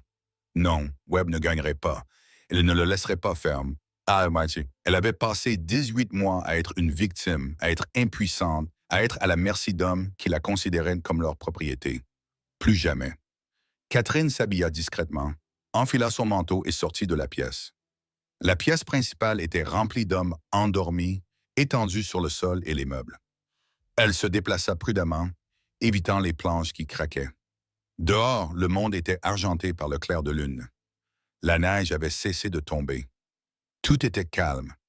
Nathaniel était assis sous le porche et nettoyait son fusil. Il leva les yeux lorsqu'elle apparut. « Je n'arrive pas à dormir. »« Non, Emma, ça va, elle va bien. » Catherine s'assit à côté de lui. « Nathaniel, demain, quand tu iras en ville, je viendrai avec toi. »« Non, ce n'est pas toi qui décides. »« Catherine, c'est trop dangereux. C'est dangereux pour tout le monde. Mais je ne vais pas me cacher pendant que d'autres mènent mon combat. » Elle le regarda dans les yeux. « C'est moi l'ennemi de Webb. C'est moi qui dois l'affronter. Il se servira de toi. Il se servira d'Emma. C'est ce que font les hommes comme Webb. Alors on n'emmènera pas Emma. Elle restera ici avec Madame Miller. Mais moi, j'irai. » Nathaniel posa son fusil. « Pourquoi? Parce que j'en ai assez de fuir. Assez d'avoir peur. Fatigué de laisser des hommes comme Webb décider de mon sort. » La voix de Catherine se raffermit. « Et parce que tu as déjà trop sacrifié pour nous, il est temps que je me tienne à tes côtés plutôt que derrière toi. » Pendant un long moment, Nathaniel ne dit rien. « Alors tu es sûr? » « Je n'ai jamais été aussi sûr de quoi que ce soit. » Il scruta son visage au clair de lune. « Tu as changé depuis le premier jour. »« Toi aussi. »« Oui. » Il esquissa presque un sourire. « Oui, je suppose que oui. » Ils restèrent assis en silence, les épaules se touchant, regardant les étoiles tourner au-dessus de leur tête. Demain apporterait ce qu'il apporterait. De la violence, peut-être. La justice, espérons-le. Du changement, certainement. Mais ce soir-là, Catherine se laissa simplement être calme, être présente, être avec cet homme qui lui avait rendu sa vie. Et lorsque la main de Nathaniel trouva la sienne dans l'obscurité, elle ne la repoussa pas. Elle la serra. L'aube fut froide et claire. Catherine se réveilla au son des hommes qui sélènent les chevaux, vérifiant leurs armes, parlant à voix basse, laissant présager ce qui allait arriver. Elle s'habilla en silence, enfila les vêtements les plus chauds qu'elle avait. Ses mains tremblaient tandis qu'elle tressait ses cheveux, non pas de peur, mais de détermination. Emma dormait encore, recroquevillée sous les couvertures que Madame Miller avait empilées sur elle. Catherine s'agenouilla à côté du lit et écarta les cheveux du front de sa fille. « Maman. » Emma ouvrit les yeux. « C'est le matin. »« Oui, ma chérie. Tu vas quelque part. » La gorge de Catherine se serra. « Je dois aller en ville pour parler à Monsieur Webb. » Emma se redressa rapidement. « Non, il va te faire du mal. Non, Nathaniel sera là et Monsieur Miller et beaucoup d'autres personnes seront en sécurité. Alors je viens aussi. Emma, tu ne peux pas me quitter à nouveau. » La voix d'Emma se brisa. « Et si tu ne revenais pas? Et s'il t'emmenait comme il a essayé de le faire avant? » Catherine serra sa fille dans ses bras. « Je reviendrai, je te le promets. Madame Miller prendra soin de toi jusqu'à mon retour. » « Je ne veux pas de Madame Miller. Je te veux, toi. Je veux Nathaniel. »« Je sais, ma chérie. Mais parfois, les adultes doivent faire des choses difficiles pour protéger leurs enfants. C'est le cas aujourd'hui. » Emma s'accrocha à elle en pleurant. Catherine la serra dans ses bras, mémorisant la sensation du petit corps de sa fille, l'odeur de ses cheveux, le son de sa respiration. Si quelque chose tournait mal aujourd'hui, si Webb gagnait, ce serait peut-être la dernière fois qu'elle tenait Emma ainsi. Non, elle ne pouvait pas penser ainsi. Écoute-moi. Catherine s'écarta et regarda Emma dans les yeux. Tu es la fille la plus courageuse que je connaisse. Tu as survécu à M. Webb auparavant. Tu as survécu en courant dans la neige. Tu peux survivre un jour avec Mme Miller pendant que maman règle les choses. Tu peux le faire? Les lèvres d'Emma tremblèrent. Je savais que c'était ma fille. Catherine embrassa son front. Je t'aime plus que tout au monde. N'oublie jamais ça. Je t'aime aussi, maman. Madame Miller apparut dans l'embrasure de la porte. Ils sont prêts à partir. Catherine se leva, donna un dernier baiser à Emma, puis sortit avant de pouvoir changer d'avis. Les hommes étaient à cheval, ils étaient 15, tous armés. Nathaniel était assis à l'avant, le visage grave. Il regarda Catherine et commença à parler. « Non, dit-elle, n'essaie pas de m'en dissuader. » Il n'en avait pas l'intention. Il tendit la main. « Tu viendras avec moi. » Catherine prit sa main. Laisse-le la faire monter derrière lui. Elle enroula ses bras autour de sa taille et sentit la chaleur de son corps à travers son manteau. « Tiens-toi bien, dit-il, le chemin est difficile. » Ils partirent alors que le soleil se levait sur les montagnes, transformant la neige en or. Catherine se retourna une fois et vit Emma debout dans l'embrasure de la porte avec Madame Miller, petite et effrayée, mais essayant d'être courageuse, tout comme sa mère. Le trajet jusqu'à Frost Hollow dura 3 heures. Personne ne parla beaucoup. Le souffle du cheval formait de la vapeur. La neige craquait sous les sabots.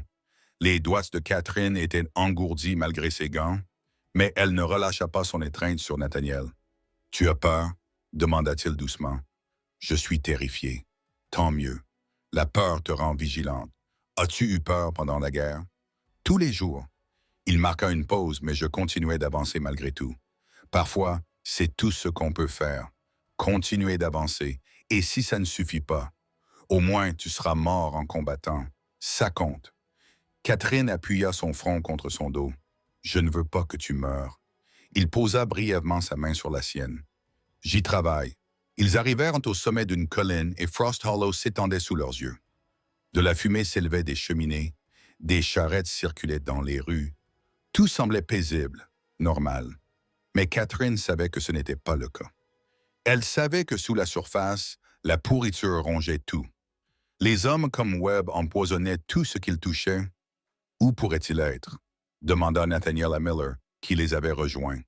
Probablement à la banque ou dans son bureau au-dessus. Il aime être en hauteur pour regarder tout le monde de haut. Ça lui va bien. La voix de Nathaniel était froide. Nous l'affronterons là-bas, en public, où tout le monde pourra nous voir. Tu penses que la ville nous soutiendra? Certains le feront, d'autres non. Mais tous regarderont et cela suffira. Ils arrivèrent en ville à midi. Les gens s'arrêtèrent pour les regarder.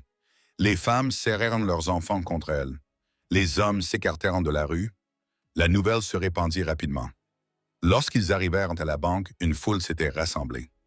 Nathaniel mit pied à terre et aida Catherine à descendre. Elle se tenait à ses côtés, le menton levé malgré sa peur. Le shérif Dalton sortit de la banque, la main sur son arme. « Ça suffit, Cross. Nous sommes ici pour voir Webb. Monsieur Webb ne veut pas vous voir. Je me fiche de ce qu'il veut. Nous allons le voir quand même. » La main de Dalton se crispa sur son arme. « Vous n'entrerez pas ici. » Miller s'avança. « Tom, tu veux vraiment braquer ton arme sur 15 hommes armés pour Marcus Webb? Je suis la loi. Tu es le shérif à la solde de Webb. Tout le monde le sait. » Miller cracha dans la neige. « Maintenant, écarte-toi avant que ça ne tourne mal. » Pendant un long moment, personne ne bougea. Catherine pouvait sentir la tension si épaisse qu'elle en était suffocante. Puis une voix s'éleva d'en haut. « Laissez-les monter, shérif. Je suis curieux de savoir ce que Cross pense accomplir. » Webb se tenait sur le balcon devant son bureau, impeccable comme toujours, mais Catherine pouvait voir la rage dans ses yeux, la tension autour de sa bouche. Il n'était pas aussi confiant qu'il le prétendait. Nathaniel se dirigea vers les escaliers. Catherine le suivit. Miller et 2 autres personnes les suivirent. Le bureau de Webb était exactement comme Catherine l'avait imaginé. Des meubles luxueux, des tapis épais, des tableaux au mur. Un bureau qui coûtait plus cher que ce que la plupart des habitants de Frost Hollow gagnaient en un an. Webb était assis derrière, les doigts joints. Eh bien, la veuve et son sauveur. Comme c'est touchant.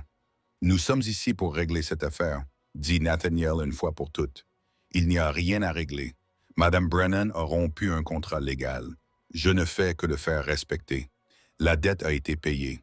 La dette financière peut-être, mais il y a d'autres obligations. » Le sourire de Webb était cruel. La réputation, par exemple. Madame Brennan vit sous votre toit, célibataire, sans enfant. Savez-vous ce que les gens disent? Catherine sentit son visage s'empourprer. « Je me fiche de ce que les gens disent. Vous devriez vous en soucier, car les rumeurs se propagent. Et quand elles le feront, quel homme vous respectera? Quel travail trouverez-vous? Quel avenir aura votre fille avec une mère connue comme... » Terminez cette phrase. La voix de Nathaniel était d'un calme mortel. « Je vous mets au défi. » Le sourire de Webb s'élargit. « La vérité fait mal, n'est-ce pas? Vous pensiez la sauver, mais vous l'avez ruinée. Vous l'avez rendue inépousable. Tu as privé son enfant de père et tu as sali son nom. » Catherine s'avança. « Mon nom était déjà sali. Mon mari l'avait perdu au jeu. Tu t'en es assuré en continuant à ajouter des frais et des intérêts que je ne pouvais pas payer. Quand tu m'as piégé dans l'endettement, je n'ai jamais pu m'en sortir. Je dirigeais une entreprise. Tu profitais de personnes désespérées. » La voix de Catherine s'éleva. « Combien d'autres y en a-t-il, Monsieur Webb? Combien de veuves, de fermiers et de familles avez-vous piégé de la même manière? Combien d'enfants avez-vous menacé de leur enlever? Surveillez votre langage, femme. Vous vous adressez à l'homme qui possède cette ville. Vous ne possédez pas les gens. » Nathaniel s'approcha pour se placer à côté de Catherine. « Cela a pris fin avec la guerre. Où avez-vous manqué cela? » Le visage de Webb s'assombrit.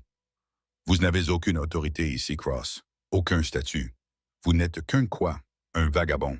Oh, personne. » Nathaniel se pencha en avant, les mains posées sur le bureau de Webb. « Peut-être, mais j'ai 15 hommes armés en bas et une ville pleine de gens qui attendent que quelqu'un vous tienne tête. Voici ce qui va se passer. Vous ne me donnez pas d'ordre. Vous allez annuler le contrat de Madame Brennan. Dans son intégralité. Vous allez la laisser tranquille. Laissez Emma tranquille. Laissez-moi tranquille. Et vous allez cesser vos pratiques de recouvrement de dettes sur tous les autres habitants de cette ville. » Webb rit. « Sinon quoi? Sinon nous irons voir le gouverneur territorial. Nous lui montrerons vos livres, vos contrats, vos taux d'intérêt qui enfreignent la loi fédérale. » Nathaniel se redressa. « Miller a des amis à Helena. Le genre d'amis qui posent des questions et n'arrêtent pas tant qu'ils n'ont pas obtenu de réponse. Tu veux ce genre d'attention, Webb? » Le sourire du banquier vacilla. « Tu bluffes. Miller sortit des papiers de son manteau. Ce sont des copies des contrats de 6 familles que tu as piégées.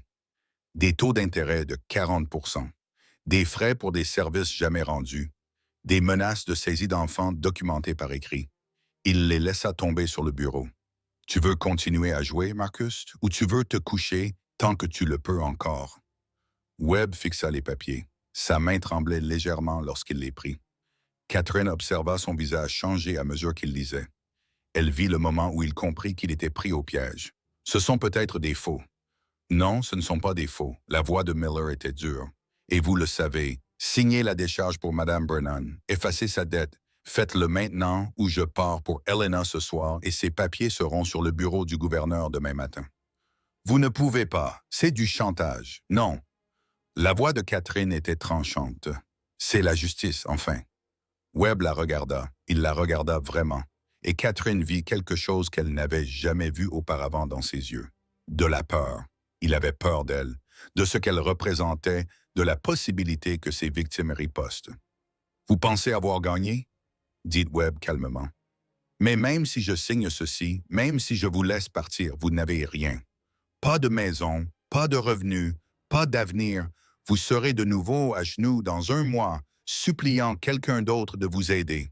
Peut-être. » La voix de Catherine était ferme. « Mais je serai libre, et cela vaut plus que tout ce que vous pourriez m'offrir. » Webb serra la mâchoire. Il attrapa un stylo, griffonna quelque chose sur un bout de papier et le poussa à travers le bureau. Voilà. Contrat annulé. Dette effacée. Maintenant, fichez le camp. Nathaniel ramassa le papier. Il le lut attentivement. Il hocha la tête. Encore une chose, quoi? Excuse-toi auprès d'elle. Le visage de Webb devint violet. Je ne le ferai pas. Tu l'as humilié en public. Tu as menacé son enfant devant toute la ville. Vous lui devez des excuses. C'est ridicule. La main de Nathaniel se posa sur son arme. Excusez-vous ou je vous ferai regretter de ne pas l'avoir fait. Le bureau devint silencieux. Le cœur de Catherine battait à tout rompre. C'était le moment. Le moment où Webb allait céder, où tout cela allait dégénérer en violence. Les yeux de Webb allaient et venaient entre le visage de Nathaniel et l'arme à sa hanche. Il calculait, évaluait. Finalement, il prit la parole. « Je vous présente mes excuses, Madame Brennan, pour la détresse que mes actions ont pu causer. » C'était creux, dénué de sens. Mais Catherine s'en moquait. Acceptée. Elle se tourna vers Nathaniel.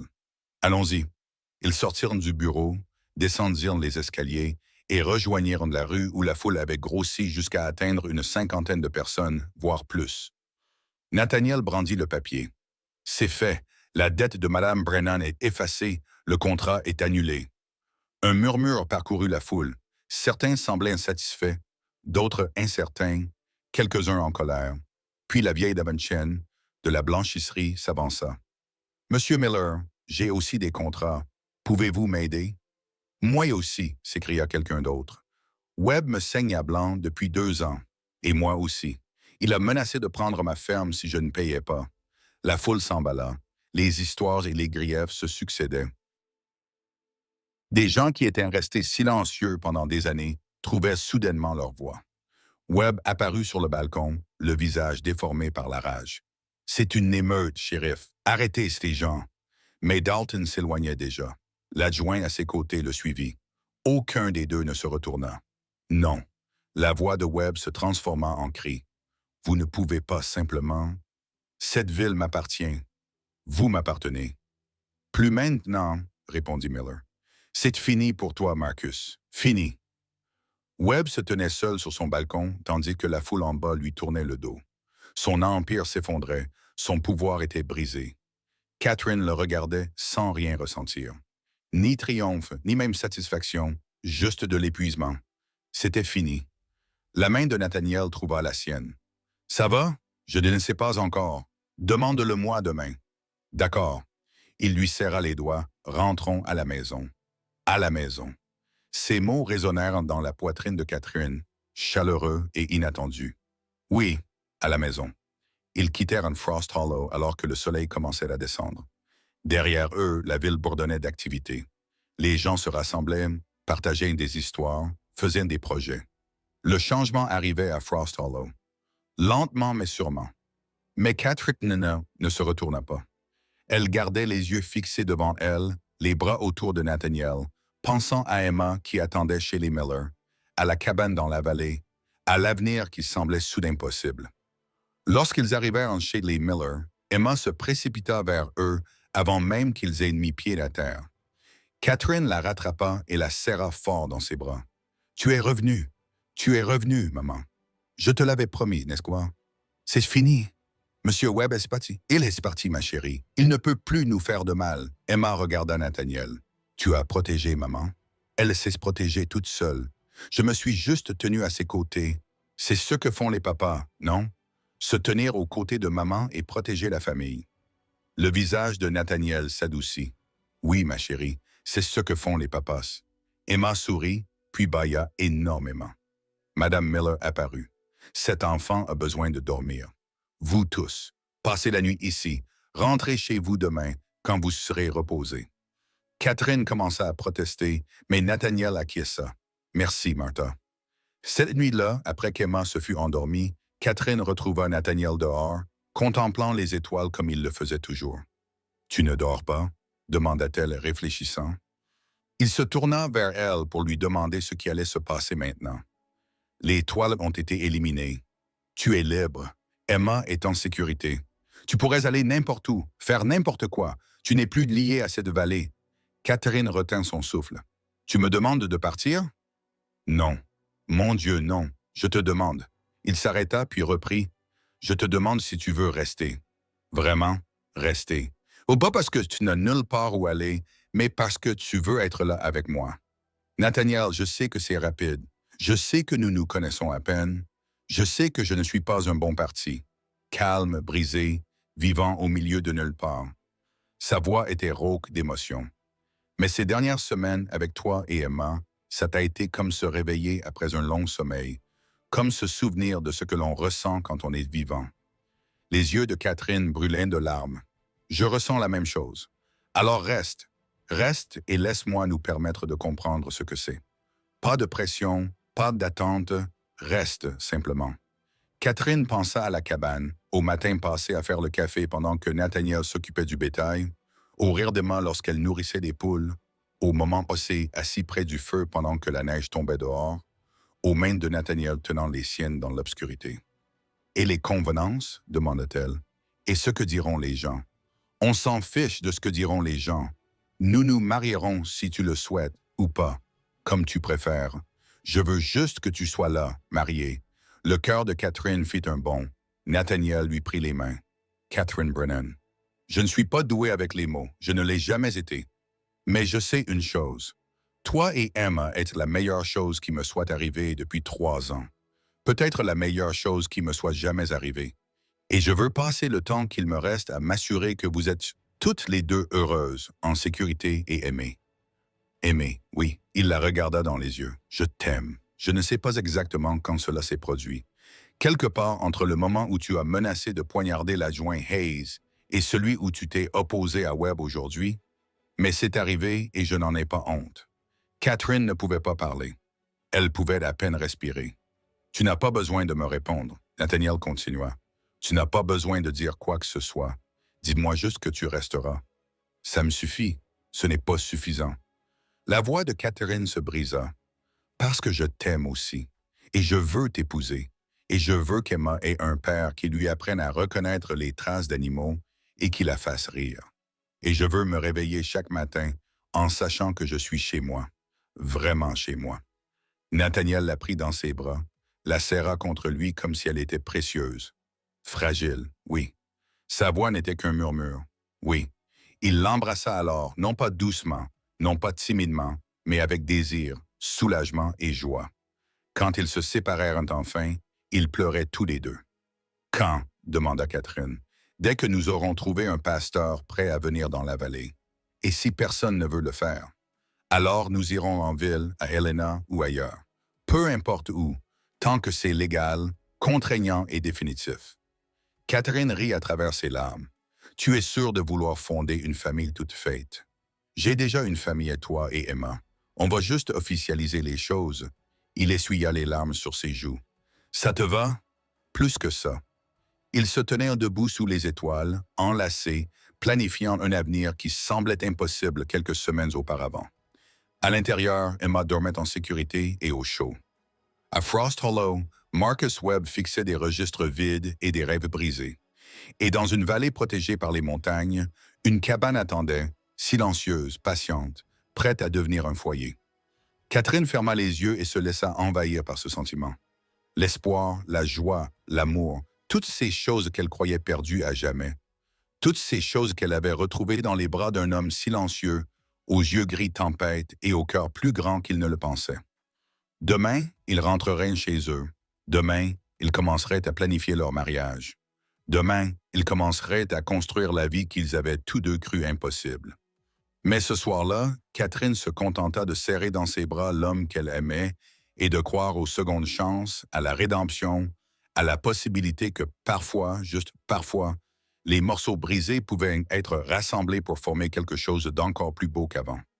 Ils retournèrent dans la vallée le lendemain matin, tous les trois ensemble sur le cheval de Nathaniel. Emma était assise à l'avant, bavardant de tout et de rien, tandis que Catherine s'agrippait à la taille de Nathaniel, la joue appuyée contre son dos. Le monde semblait différent à présent. La même neige, les mêmes arbres, les mêmes montagnes. Mais tout avait changé. « Est-ce qu'on va vraiment se marier ?»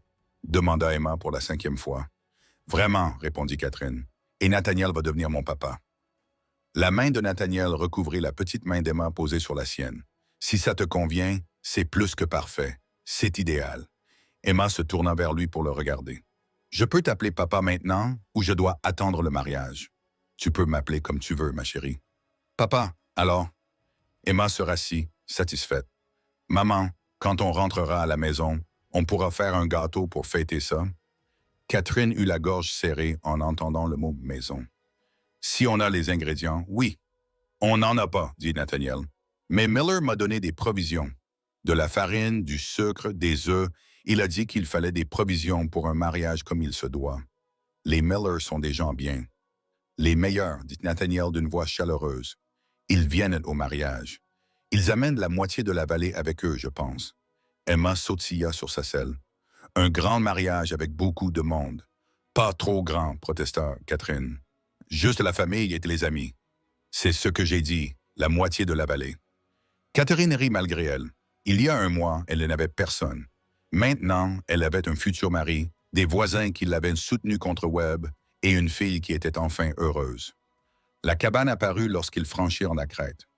De la fumée s'élevait de la cheminée où Nathaniel avait entretenu le feu avant de partir. La grange était intacte malgré les violences de la veille. Tout semblait paisible, intact. Mais Catherine savait que ce n'était pas le cas. Elle savait que des impacts de balles marquaient les murs, que du sang avait taché le porche, que la violence était venue ici et avait été repoussée. À la maison. Emma soupira. « Nous sommes à la maison, maman. »« Oui, ma chérie, nous sommes à la maison. » Nathaniel mit pied à terre. Il aida d'abord Emma à descendre, puis Catherine. Ses mains s'attardèrent sur sa taille. « Ça va? » Je repense à hier, à ce qui aurait pu arriver, mais qui n'est pas arrivé. Il lui releva le menton. « Nous sommes ici. Nous sommes en sécurité. C'est tout ce qui compte. » Catherine acquiesça, mais son regard se porta vers le porche, vers les taches sombres qu'elle savait être là. Nathaniel suivit son regard. « Je vais nettoyer, je vais tout remettre en ordre. Ce n'est pas seulement le sang. C'est ce qu'il représente.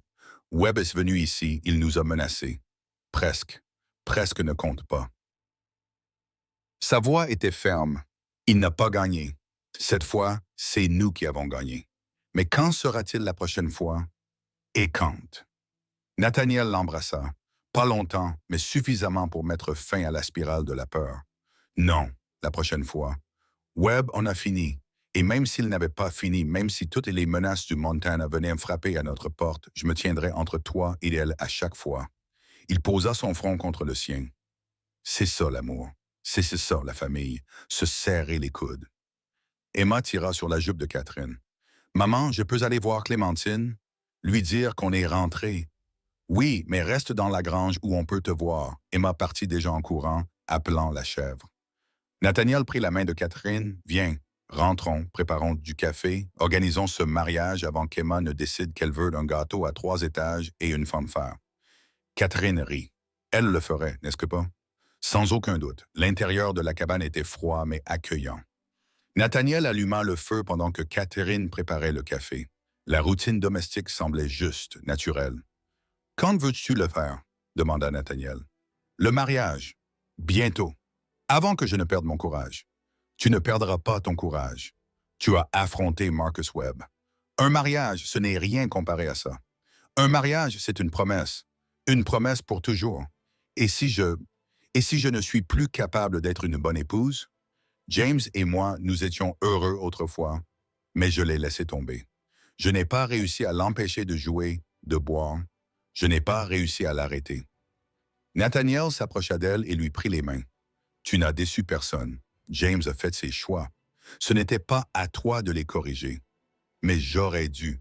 Tu aurais dû quoi? Changer un homme adulte qui ne voulait pas changer. Il secoua la tête. Catherine, tu as survécu. Tu as gardé Emma en vie. Tu t'es battue quand il le fallait. Ce n'est pas un échec. C'est de la force. Je ne me sens pas forte. Tu es la personne la plus forte que je connaisse. Il embrassa ses jointures. Et tu seras une épouse merveilleuse. Non pas parce que tu es parfaite, mais parce que tu es authentique, parce que tu te bats pour ce qui compte, parce que tu aimes de tout ton cœur. Les yeux de Catherine se rempliront de larmes. Comment fais-tu pour toujours trouver les mots justes? Je ne les trouve pas.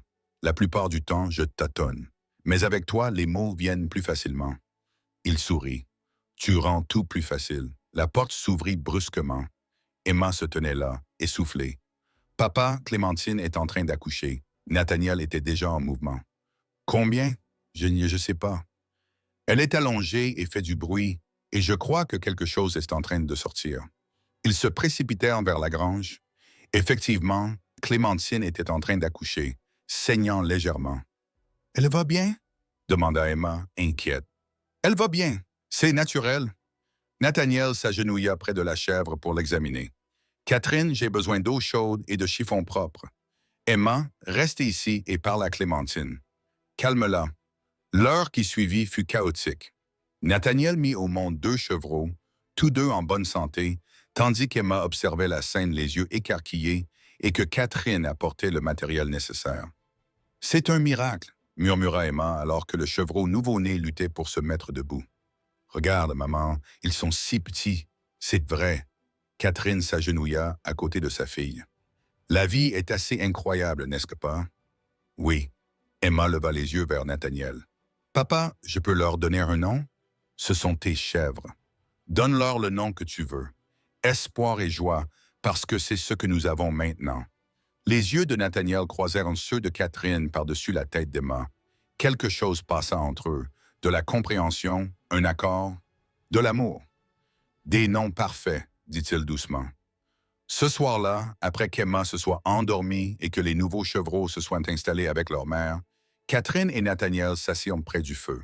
« 3 semaines, » dit Catherine. « 3 semaines avant le mariage. Cela nous laisse le temps de nous préparer, mais pas trop longtemps pour que je n'y pense trop. » 3 semaines? Nathaniel acquiesça. « Je peux m'en accommoder. Je dois de toute façon aller en ville. Parle au révérend Matthews. Officialise les choses. Tu penses qu'il viendra ici après ce qui s'est passé avec Webb? Il viendra. Matthews est un homme bien. Il ne cède pas à l'argent ni aux menaces. » Nathaniel remua le feu. « De plus, la moitié de la ville te doit maintenant une faveur.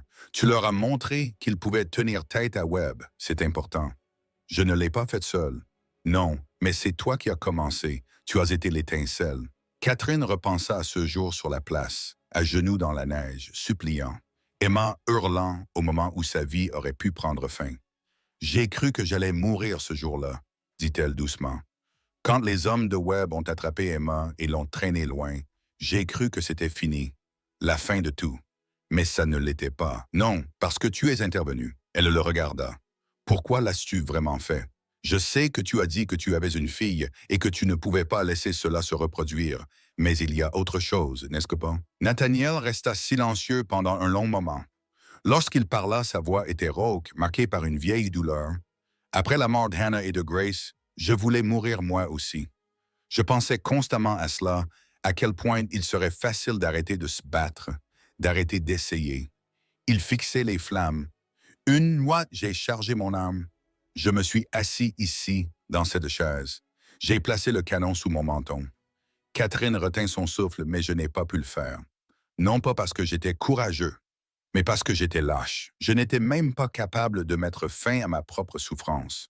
Il rit amèrement. Alors, j'ai simplement existé, jour après jour, mois après mois, faisant les choses machinalement, attendant que quelque chose me tue pour ne pas avoir à le faire moi-même. Nathaniel, puis je t'ai vu.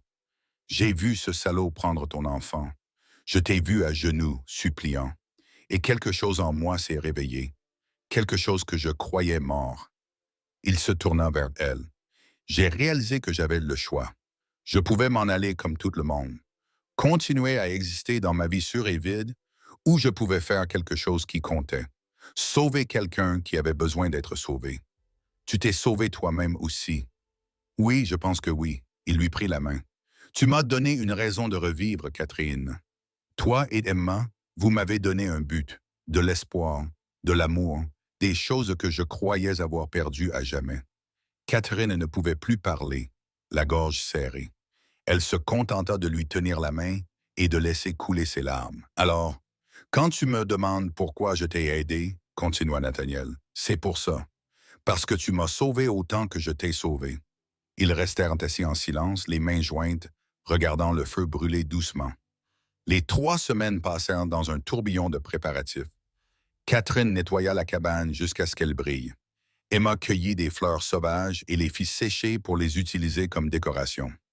Nathaniel se rendit en ville et revint avec la nouvelle que le révérend Matthews célébrerait la cérémonie et que la moitié de Frost Hollow souhaitait y assister. La moitié. Catherine répéta, alarmée. Ils sont reconnaissants. Tu veux faire la fête? Montrer ton soutien. Nathaniel haussa les épaules. On peut refuser si tu veux, faire quelque chose en petit comité. Catherine repensa à cette ville qui avait assisté à son humiliation sans rien faire. À cette même ville qui s'était mobilisée pour la défendre dès que quelqu'un lui avait montré que c'était possible. Laisse-les venir, on fera une vraie fête. La veille du mariage, Madame Miller arriva avec une robe. Une simple robe en laine couleur crème, mais magnifique, taillée sur mesure pour Catherine. Comment avez-vous deviné mes mensurations? Je coude depuis 40 ans. Je m'y connais en robe. Madame Miller sourit. Essayez-la. Catherine s'exécuta. La robe lui allait comme si elle avait été faite pour elle. Elle se regarda dans le petit miroir que Nathaniel avait accroché au mur et eut du mal à reconnaître la femme qui la regardait. Ce n'était pas la veuve désespérée qui s'était agenouillée dans la neige. Ce n'était pas la mère terrifiée qui s'enfuyait dans l'obscurité, mais quelqu'un de nouveau, quelqu'un de fort. « Tu es magnifique, » murmura Emma. « Tu crois que papa va l'aimer? Il va l'adorer. » Madame Miller ajusta les épaules. « Cet homme te regarde comme si tu étais la plus belle femme du monde. La robe n'est qu'un accessoire. Cette nuit-là, Catherine ne parvint pas à dormir. Allongée dans son lit, elle pensait à demain, aux promesses, à l'avenir. Un léger coup à la porte la fit se redresser. « Catherine !» La voix de Nathaniel était calme. « Tu es réveillée? »« Oui. Tu peux entrer? » Il entra tout habillé. « Je n'arrive pas à dormir non plus. J'ai trop de choses en tête. Tu veux de la compagnie? » Catherine acquiesça. Nathaniel s'assit sur le bord du lit, en prenant soin de ne pas la toucher. Il demanda, « Tu as des doutes? » « Non, juste des premières réflexions sur tout. » Catherine ramena ses genoux contre sa poitrine. « Et si je ne suis pas celle dont tu as besoin? Et si Emma est trop exigeante? Et si Catherine... » Il lui prit la main. « J'ai passé 3 ans seul. 3 ans de silence, de chagrin et de vide. Ces 2 derniers mois avec toi et Emma ont été les meilleurs de ma vie. Tu es exactement ce dont j'ai besoin. Emma est exactement ce dont j'ai besoin. Tout cela, dit-il en désignant leur environnement, est exactement ce dont j'ai besoin. Tu en es sûr? Je n'ai jamais été aussi sûr de quoi que ce soit. » Il sourit. « Sauf peut-être que tu seras la plus belle mariée que le Montana ait jamais vue. Tu n'as pas vu la robe, Sting.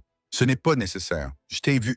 Ça me suffit. » Catherine se pencha vers lui et l'embrassa doucement. « Je t'aime.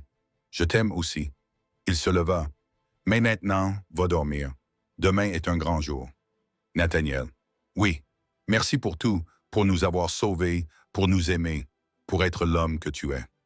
Merci de m'avoir laissé faire. » Le jour du mariage se leva, clair et froid. Les gens commencèrent à arriver à midi, les chariots et les chevaux remplissant la cour, les meuniers, le forgeron et sa famille, les fermiers et les éleveurs de toute la vallée, et même quelques habitants de Frost Hollow qui s'étaient libérés de l'emprise de Webb. Le révérend Matthews se tenait devant la cheminée, une Bible à la main. Nathaniel attendait à côté de lui, vêtu d'un costume que Catherine n'avait jamais vu auparavant. Il semblait mal à l'aise mais déterminé. Emma se tenait à côté de Catherine, vêtue d'une nouvelle robe confectionnée par Madame Miller. Elle tenait d'un bouquet de fleurs séchées, le visage rayonnant de joie. « Prête, maman. » Catherine prit une profonde inspiration. « Prête. » Ils entrèrent ensemble dans la pièce principale. Tous les regards se tournèrent vers eux. Catherine sentit son visage s'échauffer, mais elle garda la tête haute. L'expression de Nathaniel lorsqu'il la vit valait tous les efforts consentis. Ses yeux s'écarquillèrent et s'adoucirent. Il esquissa ce rare sourire qui transformait son visage. Catherine s'avança vers lui et lui prit les mains. Le révérend Matthews s'éclaircit la gorge. « Chers amis, nous sommes réunis ici aujourd'hui pour assister à l'union de Nathaniel Cross et Catherine Brennan par les liens sacrés du mariage. » Les mots se déversèrent sur Catherine. Elle les entendait de loin, mais toute son attention était tournée vers Nathaniel, vers ses yeux gris, ses mains balafrées, sa présence imperturbable. « Nathaniel Cross, voulez-vous prendre cette femme pour épouse, pour l'aimer et la chérir, dans la santé et dans la maladie, dans la richesse et dans la pauvreté, jusqu'à ce que la mort vous sépare? » Oui. Sa voix était forte, assurée. « Et vous, Catherine Brennan, voulez-vous prendre cet homme pour époux, pour l'aimer et le chérir, dans la santé et dans la maladie, dans la richesse et dans la pauvreté, jusqu'à ce que la mort vous sépare? » Catherine pensa à James, aux promesses faites et non tenues, à la différence entre les mots et les actes. Puis elle regarda Nathaniel, l'homme qui avait prouvé son amour par des actes et non par des déclarations, qui s'était interposé entre elle et le danger sans hésiter, qui lui avait redonné espoir alors qu'elle n'en avait plus. « Je le veux. Par le pouvoir qui m'est conféré par le territoire du Montana, je vous déclare mari et femme. » Matthew sourit. « Vous pouvez embrasser la mariée. » Nathaniel attira Catherine vers lui et l'embrassa. Pas doucement, pas timidement, mais avec promesse, joie et éternité. La salle éclata en acclamations. Emma sautait de joie. Ils sont mariés. Papa et maman sont mariés. La fête dura jusqu'au soir. De la nourriture apparut de partout. De la viande rôtie, du pain, des tartes, des confitures. Quelqu'un sortit un violon. Les gens dansèrent dans la cabane et se répandirent sur le porche. Catherine se retrouva passée de partenaire en partenaire, riant et étourdie. Mais ses yeux continuaient à chercher Nathaniel à travers la pièce, son mari. Les mots lui semblaient encore étranges, merveilleux. Au coucher du soleil, les gens commencèrent à partir. Promesses de visite, félicitations, bénédictions pour l'avenir. Finalement, ils se retrouvèrent à nouveau tous les trois. Catherine, Nathaniel et Emma. « Je peux rester debout tard puisque c'est un jour spécial ?» demanda Emma avec espoir. « Non !» répondirent Nathaniel et Catherine à l'unisson. Emma fit la moue, mais ne discuta pas. Elle les serra tous les deux dans ses bras. « Je suis contente que nous formions une famille maintenant, une vraie famille. Nous l'avons toujours été, ma chérie, dit Catherine. Le mariage n'a fait que l'officialiser. » Après qu'Emma se soit endormie, Catherine et Nathaniel se tenaient sous le porche, regardant les étoiles apparaître dans le ciel. « Comment te sens-tu » demanda Nathaniel. « Comme si je pouvais respirer pour la première fois depuis 2 ans. » Catherine s'appuya contre lui. « Comme si j'étais enfin chez moi. »« Tu es chez toi. » Il l'enlaça. « Nous y sommes tous. » Ils restèrent debout en silence, confortables et comblés.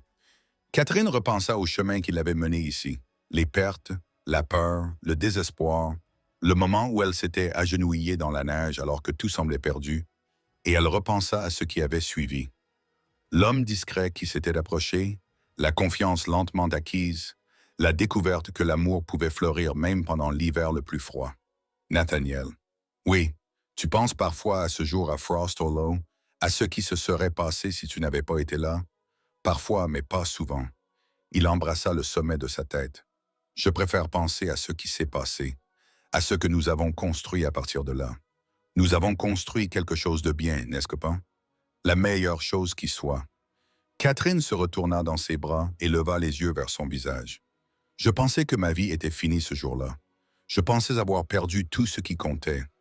Mais ce n'était pas le cas. Non, j'ai juste perdu tout ce qui n'avait pas d'importance. Tout ce qui m'alourdissait. Elle toucha son visage, suivi du doigt de la cicatrice le long de sa mâchoire. Puis j'ai trouvé tout ce dont j'avais besoin. Toi, cet endroit, un avenir, une famille, acquiesça Catherine. Ils s'embrassèrent sous les étoiles. Deux personnes brisées qui avaient trouvé la plénitude l'une dans l'autre.